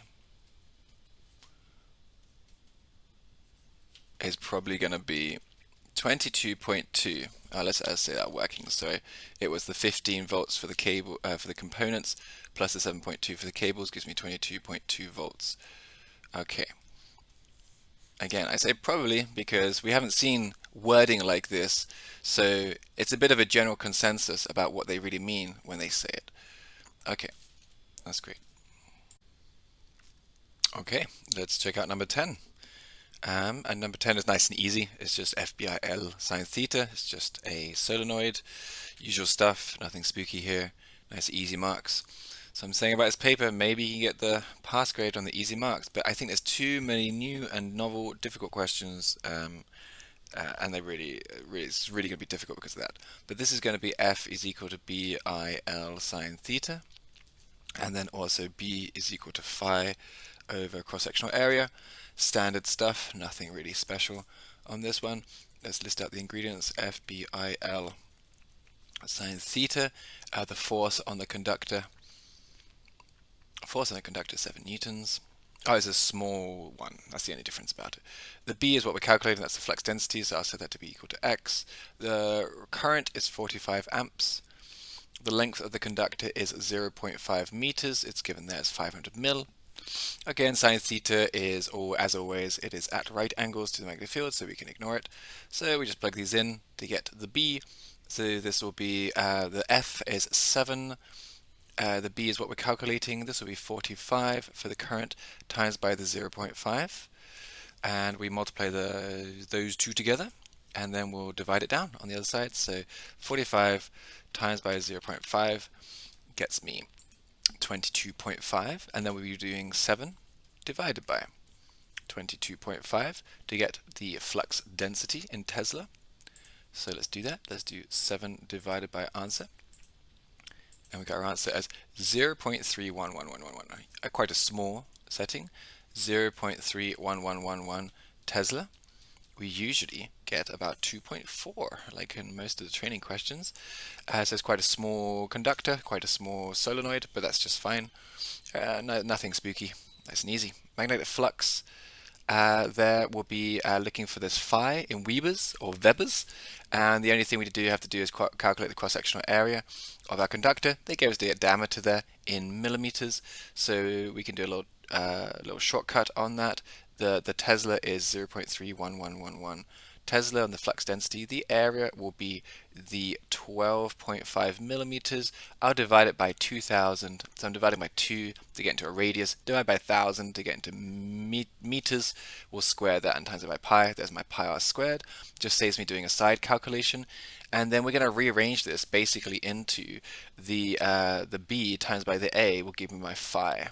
So once I get these numbers, I'll just plug them in. This will be the 0.31111, and then we'll calculate the area. We'll write it down so we can see it to avoid mistakes. So 12.5 divided by 2000, square that, times it by pi. Oops, I pressed the wrong button. Times it by pi. And we should get 1.227. So this is 1.22718 times by 10 to the negative 4 meters squared. Looks about right. I messed it up, so I'll just do it quickly again, just to make sure it's right. 12.5 divided by 2000 equals square it and times it by pi. Looks good. Nice. Okay, so there's my area, and we're going to times that by the 0. So times by 0.3111111 to get our answer. So this will be the answer in Webers. I'll write that down, and let's get it all on the page. So we just multiply the cross-sectional area here by the Tesla, and this will get equal to our phi, which is the flux, magnetic flux. So the answer to that one will be 3.8179 times by 10 to the negative 5 Webers, and that's about right. You know, there's a kind of numbers we're expecting, but like I said, small conductor. It's only, it's big. It's just weak. That's strange, isn't it? Well, you know, it's 12. It's, you know, it's a centimeter across. It's not a small one, but that's it. All right, nice and easy. Nothing spooky there. On to the next one. I'm still second guessing all the numbers just in case. Okay, next one is number 11. Okay, and number 11 is a little bit tricky. So this is naval architecture, and it should be nice and easy to do. We've got two naval architecture questions, usually. Yep, two naval architecture questions. They're just pretty hard questions to deal with. Okay, so a section of water retaining wall with a gate at the bottom as shown in figure 11. I did not understand this diagram the first time I looked at it. I didn't think it was very clear. And I explain in a second. We've got to calculate thrust force on the gate when the water level is 3.2, and then the minimum force required at the bottom of the gate to keep the gate closed if the thrust force acts at a point of 0.02 below the gate centroid. So we've never seen a question like this before. Words like centroid is going to freak us out because we did centroids in GES 1, but we don't always study them because you don't always need them. It's quite a rare question. A centroid is just a center of gravity or center of mass. So it's just the center, really, of the door, and that's okay, and we can work it out. But all this stuff is a bit special, right? So we can definitely get the first bit if we can understand the diagram correctly. And because we've never seen this diagram before, I don't think anybody's going to read it correctly. Also, I had a hard time understanding this diagram. I had to do it twice. I thought that this whole thing was a door, and there was a hinge in the center, and the whole thing would open up like this and rotate and then let all that water through. But it's not the case. That doesn't make any sense, apparently. It's just a small door at the bottom, and it will open up like this and let the water through. And it seems obvious in retrospect, but the first time I saw it, I just didn't see that, right? So maybe it's just me, but I don't think it is. I think it's going to be me and a few other people. So I'm going to redraw this diagram a little bit better, just so we can see what we're dealing with. Let's get a little bit of space so we can see it. But this is the wall above it, and then down here is a small gate, and I'll draw it like a small gate. Here's the pivot, or the hinge. It does actually say hinge, so I understood it as being a pivot, right? I thought it was a bar, like, and it had a pivot in the center, and it didn't make any sense to have a force pushing it closed on that section, if I'm honest. So I didn't understand the diagram clearly. Okay, so it's meant to look like this. This will be our ground, so this will be here the ground. Let's label everything up nice and clearly so we don't misunderstand it. This will be the retaining wall. This will be the gate down here. This is the gate. And then this will be the hinge or pivot. And this part will be the water, then the water level. Okay, so then this is my water up here. Okay, so the gate itself is 0.8 meters tall, and it doesn't say that in the question. It says 0.7 meters wide, and then it shows that it's 0.8 meters tall in the diagram. Now, this is a little bit confusing because on lots and lots of past papers, we have typos where they say one number up here and another number in the diagram, where the diagram's been copy and pasted from a previous paper or from somewhere else, and it hasn't been updated, and there's a mismatch between the diagram and the question. That's not the case right here, but it's what we're used to. It's what we're looking for when we see these kind of things. So it makes you second guess what's going on. So it's 0.7 meters wide, which is into the page, so I'm not going to draw that on. But the gate is 0.8 meters tall. Okay. I assume the gate is uniform. It doesn't say that. The gate is 0.7 meters wide and is hinged at 0.8. I'm going to assume the gate is uniform, as in it's just a piece of sheet steel or something. I suppose it wouldn't be, would it? Because, you know, how are you meant to build a hinge into it if it's just uniform? So we're going to assume that it's uniform. The reason why I say that is because of all the centroid stuff. Centroids are centers of gravity, centers of mass, which means we're assuming that it's a uniform structure. Okay, so basically what's going on is we've got water behind it. It's at this level of 3.2 meters, and then it's pushing on that door. Okay, and we're doing thrust force. So that's our diagram drawn out. Let's see if we can get the thrust force. The thrust will be force is equal to rho g area affected h hat. And we'll see if we can get all the ingredients for this. We're calculating the actual F. So the density of the water is given as 1020. That's just fine. Gravity will be 9.81 as always. Okay, the area affected is going to be that gate. So the area affected is going to be the 0.8 on the height times by the 0.7 on the width of the door, because again it does say it's 0.7 meters wide. Okay, so we can calculate that. Now the average, the h hat, is the center of the gate, is where it's the average height of the water level above that gate. So the h hat is going to be all of this plus, well, the gate is 0.8 meters tall, so this will be 0.4 meters. And then I have to add on the rest of this. So I need to work that out. A little bit fiddly as always, but if this is 0.4, the whole thing's 0.332, sorry, it's 3.2, so this would also be 0.4 going down. So I'm looking for this top section, so 3.2 minus 0.4 is 2.8 meters. So that will be my h hat. Again, we've never seen this kind of question. We're used to filling tanks and checking that tanks don't overflow or explode under pressure, right? Or under force, but not retaining walls and gates like this. So 2.8 meters will be my h hat. So let's put that in down here as 2.8. Now we can just multiply this all together to get the thrust force on here. So this will be 1020 times by 9.81 times by, oh, I better multiply these two together. I'm sure it'll be 0.56, but let's just double check it. No room for making silly mistakes. Good, okay, and then so we can multiply the rest of it together. We can do 1020 times by 9.81 times by 0.56 times by the 2.8. Let's write all that down as well. 15,689. So 0.56 times by the 2.8, and the whole force will get me 15,689.7 newtons. Well, seems about right. It's not even a meter square. It's very difficult to judge that. It's a bunch of water behind a wall, so it's got 15 tons worth of force pushing on the gate. Seems about right. Again, I haven't done questions like this, so it's very difficult to judge. We haven't done questions like this in the test. Okay, so that was the thrust force on the gate when the water level is 3.2. It will be 15,000 newtons. Part B is, what is the minimum force required at the bottom of the gate to keep the gate closed if the thrust force acts at a point of 0.02 below the gate centroid? I have no idea why the thrust force would act at 0.02 meters below the gate centroid, but well, I'll have to look it up afterwards, I suppose. I have no idea why it would act exactly there. That's strange, isn't it? But we're doing this is a really weird question, right? So we've got to take our time over it. It's going to take a little while to explain it. But in order to calculate this, we're going to be using moments.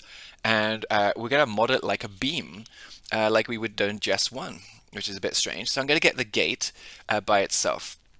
So how can I show this? Let's get a little bit of space. And we'll do part B over here. Okay, so let's just get the gate by itself. So this is the gate here. This is just the gate. And we'll put the hinge at the top of it. And they actually call that point A, which is nice. At point A, because I'm going to be using this as a pivot. We're going to take pivots or take moments around A as well. So this is point A, which is the pivot. Then it says the centroid. So the centroid of the gate, if the whole gate is, what is it, 0.8 meters tall, then I assume that the gate is uniform. It doesn't say that anywhere in the question. So I'm going to have to go out on a limb on here and say that the centroid will be 0.4 meters to the center of the gate, because it might be heavier at the top or heavier at the bottom. Okay, and then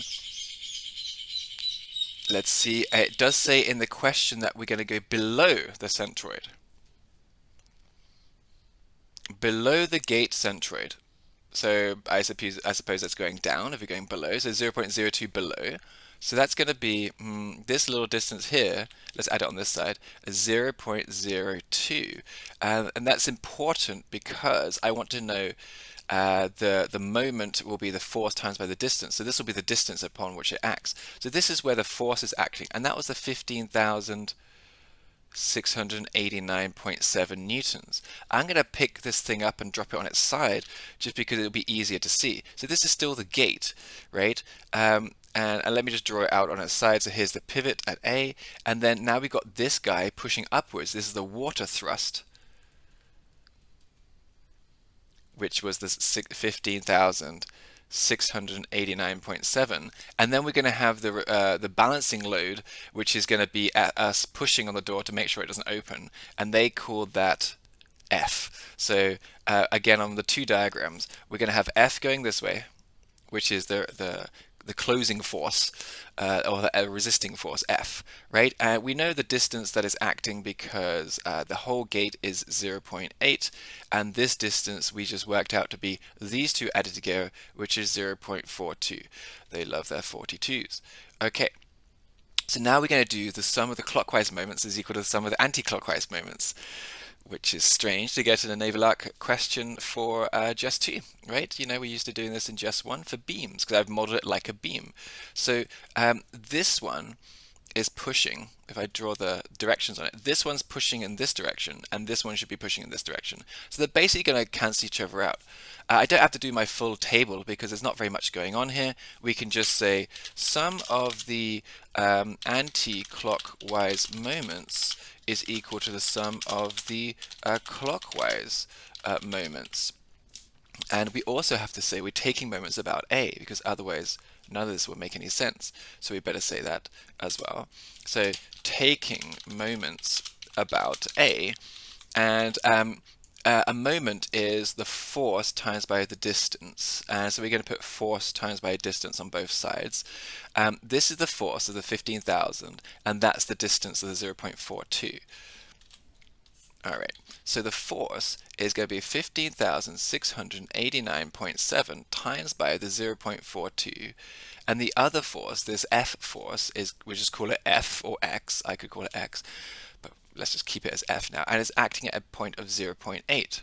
Great. So this is the calculation we're going to solve, right? We're going to multiply these two together and then divide down the 0.8. So let's do that. I've got the 15,000 my calculator times by 0.42 equals divided by 0.8 equals, and we get the answer of 8,237. So I get this as 8,237.1 newtons is the force required to keep that door closed. I think, yes. Minimum force requires the minimum force required to keep the bottom of the gate closed if the thrust force acts there. It's a very strange question, completely new, very difficult to do because we haven't done it before, right? And centroids and stuff like that. Okay, next one we're going to look at is going to be number 12. Okay, so now we're going to do this next one. This is number 12. And it's a very difficult one to do. It'll take me a little bit longer than usual to go through this one. So a ship is initially upright, has a mass of M of 8,000 tons. km is 8.6, kg is 8. During bad weather, a piece of deck cargo was lost overboard, which had a kg of 10 meters and was 8 meters from the centerline. This resulted in a list of 3 degrees. Determine each of the following. The mass of the cargo lost overboard, the new kg of the vessel after the loss of cargo, and the new GM after the loss of the cargo. So we've never had a question like this before. We've never lost a piece of cargo. We've never had a ship that has a list when it's unloaded, which is very confusing as well. And there's a lot of work on this, basically. So I'm might gonna have to look at my notes because I did do it, but it took me a lot of thinking in order to do it. So I don't know. Let's just get started and see what we can do with it. And it might be a bit choppy.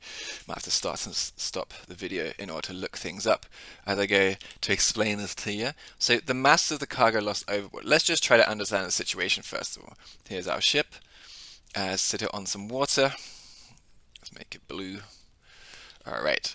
And a ship which is initially upright. Oh yeah, so we're using this formula probably of MD is equal to delta GM tan theta. And I keep saying that one of these days they're going to take this formula away from us. And here it is. They took it away from us. We're going to probably use this because we're going to be using this angle, but they haven't given us the formula. These are usually very easy questions to do.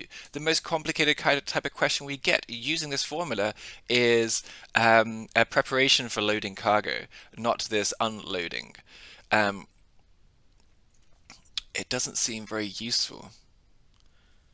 I mean, technically you should be able to calculate that stuff, but really in your line of work, preparation for loading cargo would be much more appropriate rather than calculating the mass of the cargo lost after it's been in bad weather. It seems a bit ridiculous. I mean, okay, I get, technically you should be able to calculate this stuff, and it'd be very nice if you could. But it does make it a very difficult question. I mean, it is just a technically difficult question because you're doing things completely backwards. It's a completely reverse engineering question.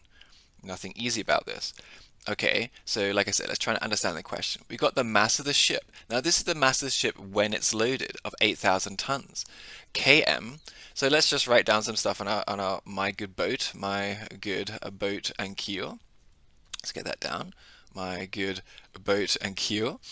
And we got the km. So this is while it's loaded. So this is k to m.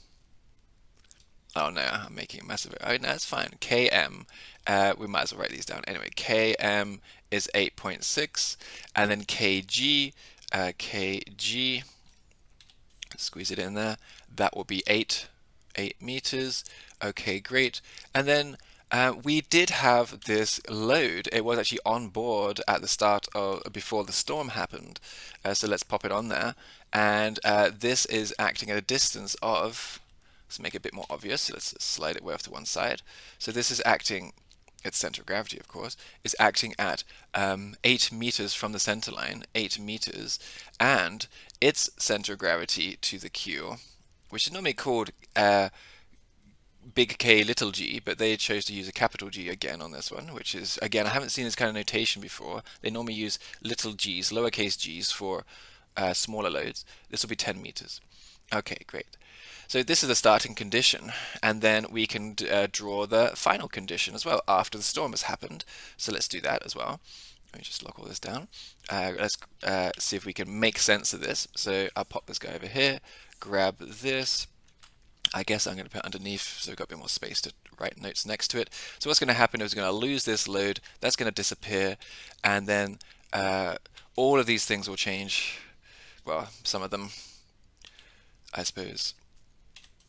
And then we're going to tip this thing in the water. Let's keep the keel attached to it if we can.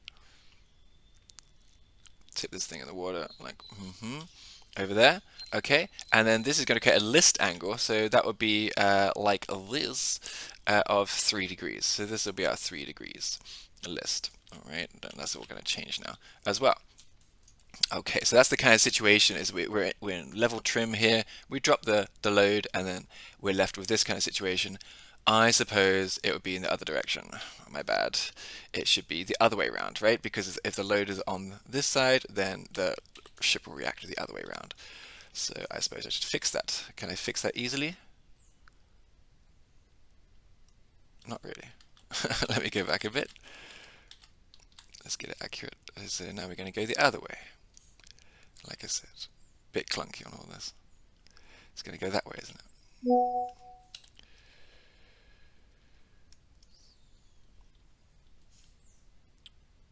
Okay, so I'm just trying to get the angle in so I can see what's going on. And this will be going straight down. This will be our 3 degrees. Okay, so what else can we do here? So the mass of the cargo being lost overboard. Yeah, it's really tricky to think about because during bad weather, blah, blah, blah.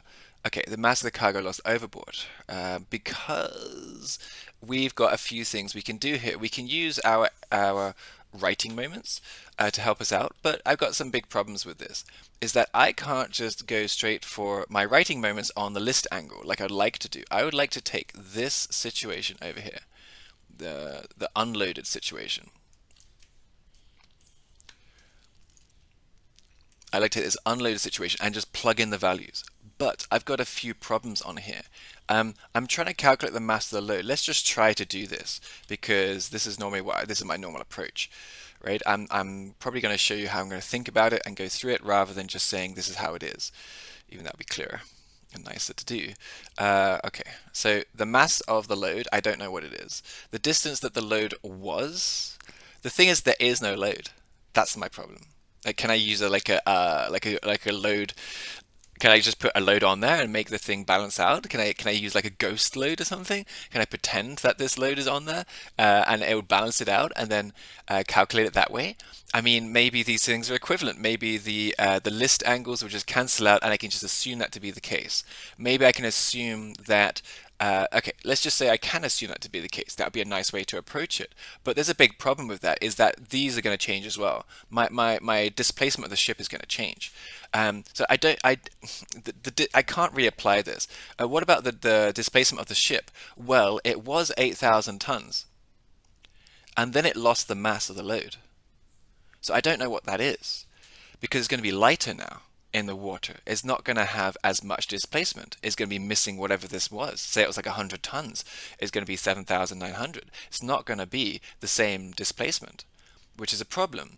I could assume that the displacement is the same and do it that way and get a quicker calculation and get an approximation for this. Or I could do it accurately. I'm going to try to do it accurately. The GM would also change, right? Because the center of gravity of the ship has now changed due to unloading. So this is another big problem. So I can't really approach the problem this way around. And then we've got this angle, so maybe I can plug the angle in. But I got so many unknowns here that I'm kind of stuck. What do I have to do is I think I got to calculate the new kg after we've lost the cargo. I'm going to have to do some serious calculations to get in here. And we're going to have to use another approach. I'm not 100% sure about this because I haven't seen a question like this before. And definitely my guys, we've never trained on something like this. So we're going to have to dig a bit deeper into it. And I've worked it all out, but like I said, we've never seen stuff like this before. Okay, in order to calculate this, then we're gonna have to have a completely different approach. I just looked at my notes, so I need to check this in order to make sure I'm doing it correctly, because again, it's not in the past papers. We've never seen this question before in the past papers. It's not something we trained on. Okay, but technically, I suppose it might be in the curriculum. I think it would be in the curriculum, probably if it's in the exam, right? So probably is. So we have a completely different approach on this. What's going to happen on the unloaded situation here is that the center of gravity, which would normally be on the center line, has shifted off to the side down to here. And this is a shift in the center of gravity. We've got the original center of gravity G, and then we're going to call this G1 or G dash, which is a new center of gravity after it's shifted. Okay, and because it's at a list angle, it's going to be about there. It's not going to be on the center line. Okay, this change of center of gravity is what we have to calculate, and we can calculate it using the tan. So they gave us tan. We're going to use a new formula, one we've never seen before, which is going to be G to G1. So this is the change of center of gravity. That's a little distance there. So I said something else was x earlier. So let me get rid of that x. I'll come back to it. But we're gonna call this one x because I'm going to solve for this guy now. I'm going to solve for that change of center of gravity, that little shift. Okay. And I'm going to call this x, basically, this change of center of gravity. And this is over the original GM. Okay, so let's see if we can get these parts out of it. We've got the tan theta. I'm just going to go straight for this. It'll be tan of 3 degrees. And then the G to G dash is what we're calculating. And then the GM, well, we can get that from the question because we've got the KM and we've got the KG. So we can minus these guys off from each other. So we can say the GM is equal to the KM minus the KG, kind of cancels out the K's to get the GM.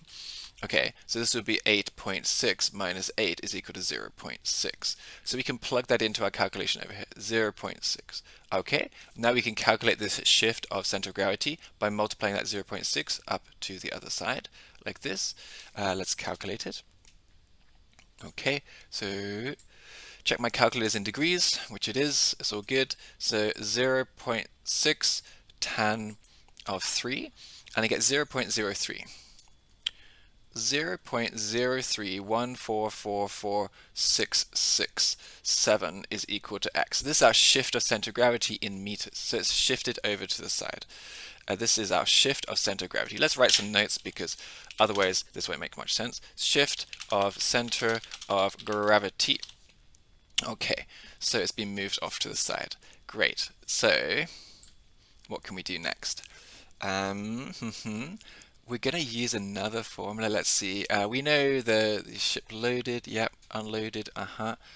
Oh, the ship is now in equilibrium in its listed state, right? It's sitting off to the side. So we should be able to say that the moments are equal to each other. Okay, so what's creating the moment on one side is the load times by the distance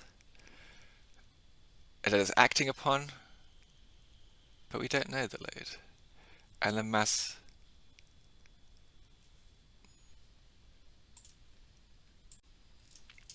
Okay, so this is the shift of center of gravity.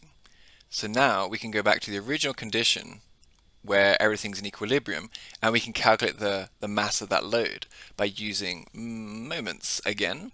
So let's just pick up the ship, let's drop it down here, and so I can explain it a little bit better. Okay, let's clean this up a little bit. So we got the center line of the vessel. Let's keep the keel on there. Let's get the center line down the middle here. Okay, let's get that up. Let's make it like a bright color so we can see it. Okay, so this is the center line of the vessel, and we just calculated when the vessel is in its list condition that the center of gravity is moves off to the side, right? This was the center of gravity, it's been moved off to the side, and this little distance here is that 0.03, I think it was about 3 centimeters. Yeah, this little distance here is 0.03144. So the center of the mass of the whole ship is acting upon this point, and the mass of the load is acting upon this point. So this is going to be our moments, right? We've got this 8 meters on this side with the mass of the load, and this side we've got the whole center of the unloaded ship, just the ship by itself, not including the load, pushing down on this side. And these two things would equal each other out. So that's what we're going to go for. So we can say, using moments, we can say that the sum of the clockwise, so let's say sum of the anti-clockwise, just make it easy to see, clockwise moments should equal the sum of the clockwise moments. Okay. Right, okay. Now the anti-clockwise moments is caused by, let's get it in a bright color, it's caused by the load pushing in this direction.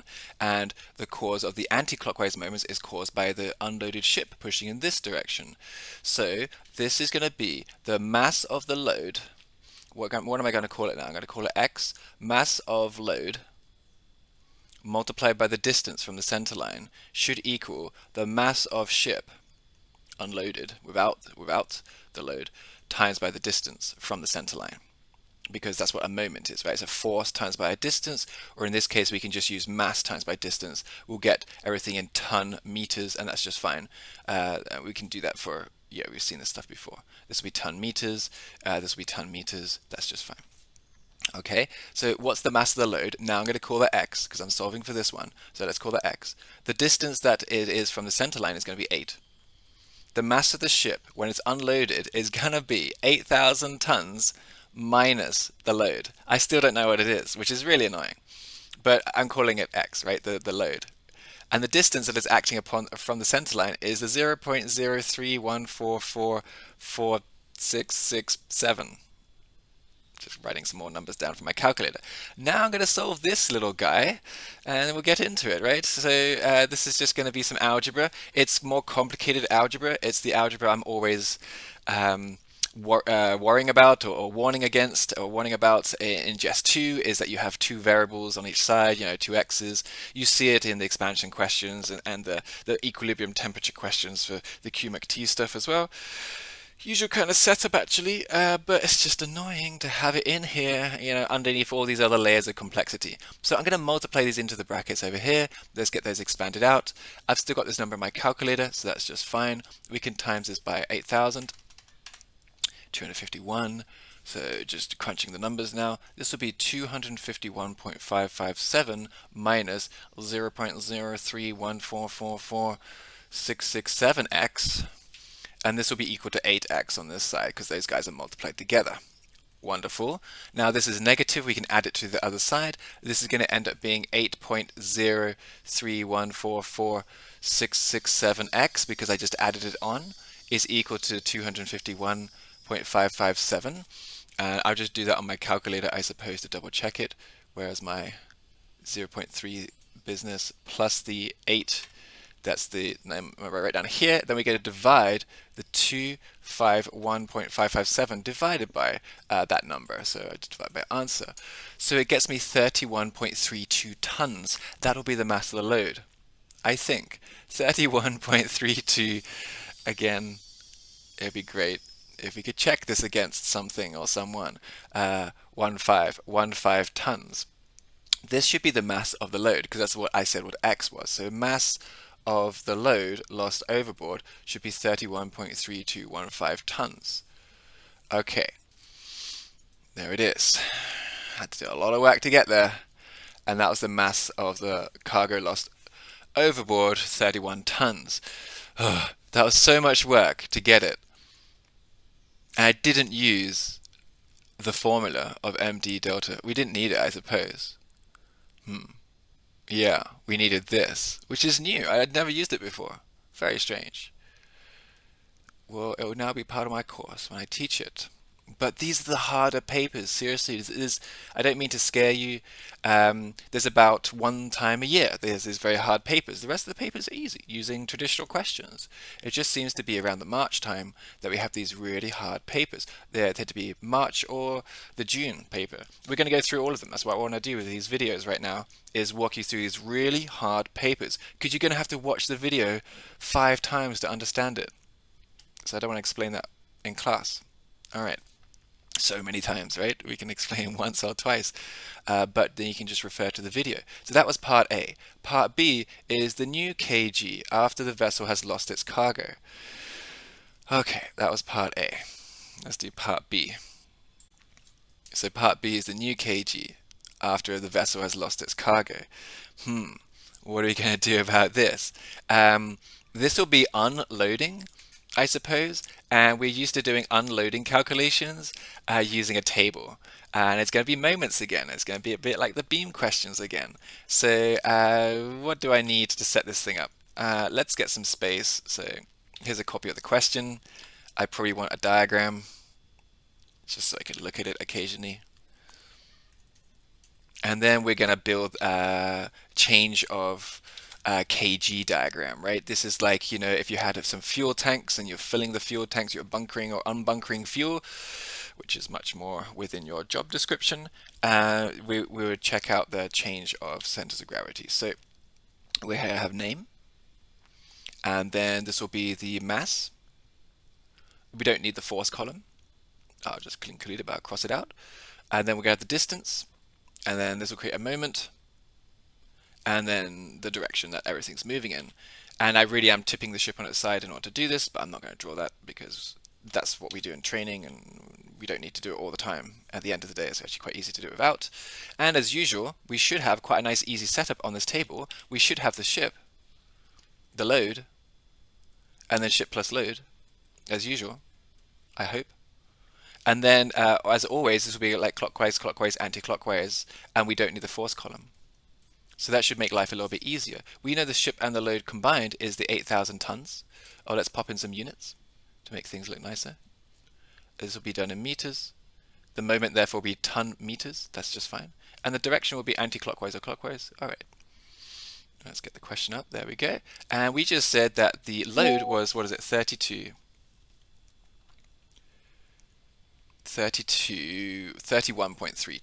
So this will be 31.3215 tons. We'll minus off that from 8,000. We'll take that away from 8,000. So we'll get the unloaded ship. The mass of the unloaded ship is now 7,968. So 7,968.67 or 68, let's call it. Okay. And then the distance, that will be the kg, right? And the kg when it's loaded, this is the kgs really, isn't it? Yeah. So the kg when it's loaded, they do tell us the kg is 8 meters. And then the kg of the load itself was 10 meters. And then what we're trying to calculate is the new kg right here. So that all looks pretty nice. There's a small problem with this is that that the kg is no longer on the center line. I mean, I don't think that really makes any difference, but we're calculating like this distance, right? K to g, vertical, I suppose. Or are we calculating this distance? I don't know. We don't know. I don't know. I'm going to say it's a vertical distance. So a little bit of ambiguity. Again, we don't normally have to go to this level of detail for these questions. So I'll look it up and see what we got to do, but I'm going to assume it's like this. Okay, so everything else is pretty standard, right? We're just going to multiply these together. I'll do the easy ones first. Oh, 64,000, and then multiply this will be 7x. Then we'll set clockwise equal anti-clockwise, and then we'll also take moments at the Q as usual. And we'll just hope that works, because this is such a horrible question. For 4 marks, it's not, no, not worth it. So taking a moments, I mean, we couldn't do this. Moments about k.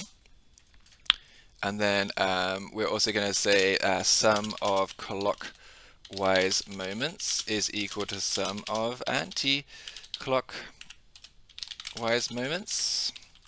And we'll get our ingredients together. This will be the clockwise. This will be clockwise as well. Let's add them together. And then this should equal to the 64,000, which hopefully I haven't made any crazy mistakes on those. Let's just check the numbers. Yeah, look all right. Then we're going to minus this off from this and then divide by that number. So it'll be 64,000. I'm just going to solve this guy. Minus 313.215. And then we'll divide by the 7968.68 to get our value for x, which will be the new center of gravity of the ship itself. Okay, so let's do those numbers. 64000 minus the 313.215 equals divided by 7968.68, 7.9921. So the new center of gravity is 7.992131 meters. We have a change of centimeter less than a centimeter change. Normally it's a 5 centimeter change. That's why I'm looking at it like that. This is the new kg of the vessel after the loss of cargo. Is that because it's tilted on its side? Is that what we're looking at? Is that why it's like that? So is that now like the hypotenuse instead of the adjacent? Don't know. Right, so this is the new kg. Basically the same. Oh, does it say change? No, new kg. New gm. Well, the new gm is going to be very easy to do. This is new kg. New kg. Alright. And then the new gm will be using my good boat, assuming that nothing else has changed about this. I don't think it has, because the meta center is probably going to stay the same, right? This will still be IM. And we've got kg, and now they're asking for g to m. So the g to m will be this part. And there's some angles involved, but they're quite small. So usually for small angles of tan, you can just ignore them, and it's okay. The difference will be microscopic. So for 1 mark, because it's a 1 mark question, I'm not going to do it in hyper detail, right? It's just going to be the GM, and we're going to use the data from the question, but that you could calculate it to a higher degree of accuracy by doing some more fancy mathematics on it. But I'm not going to bother for the 1 marker on this one. So GM, so the new GM will be equal to, how we calculate GM is we do the km minus the kg, usually from the original data in the question. We've got this new kg, and the km should stay the same as 8.6. The new kg, you see the problem is they're not lined up. So that's what I'm talking about, but we can just use small angle approximations and say they're basically the same. And like I said, for 1 mark, that's what I'll do. 7.99 instead of minusing off the 8. So 7.992131 minus that guy off, and we're going to get a new kg. So 8, or new gm, sorry, minus this off, 0.6. So the new gm is 0.607862. 126.23 meters as the new GM. And it was 0.6 originally, wasn't it? So what's that? A 7 millimeter increase? It's ignorable, I would have thought. 7 millimeters. Okay, well that's the end of it. A horrible question. The thing about it is so bad because I got to do, first of all, new stuff that we've never done before, and second of all, we have to do double whammies. Like this this is one of the hardest parts of naval architecture, and then we're doing that in part B, and then we have to do all this new stuff in part A, stuff we had never practiced before because it's never come up on the past papers, and we got some extra level algebra in here. I don't think anybody would approach that question, and I don't really expect to see this question come up again. It'll be interesting if it does. I'll prep my guys on it for sure. We'll have a look at it. But then we'll also look at the harder papers with towards the end of the course because there's 2 more papers to look at, a bit like this. Okay, thanks very much.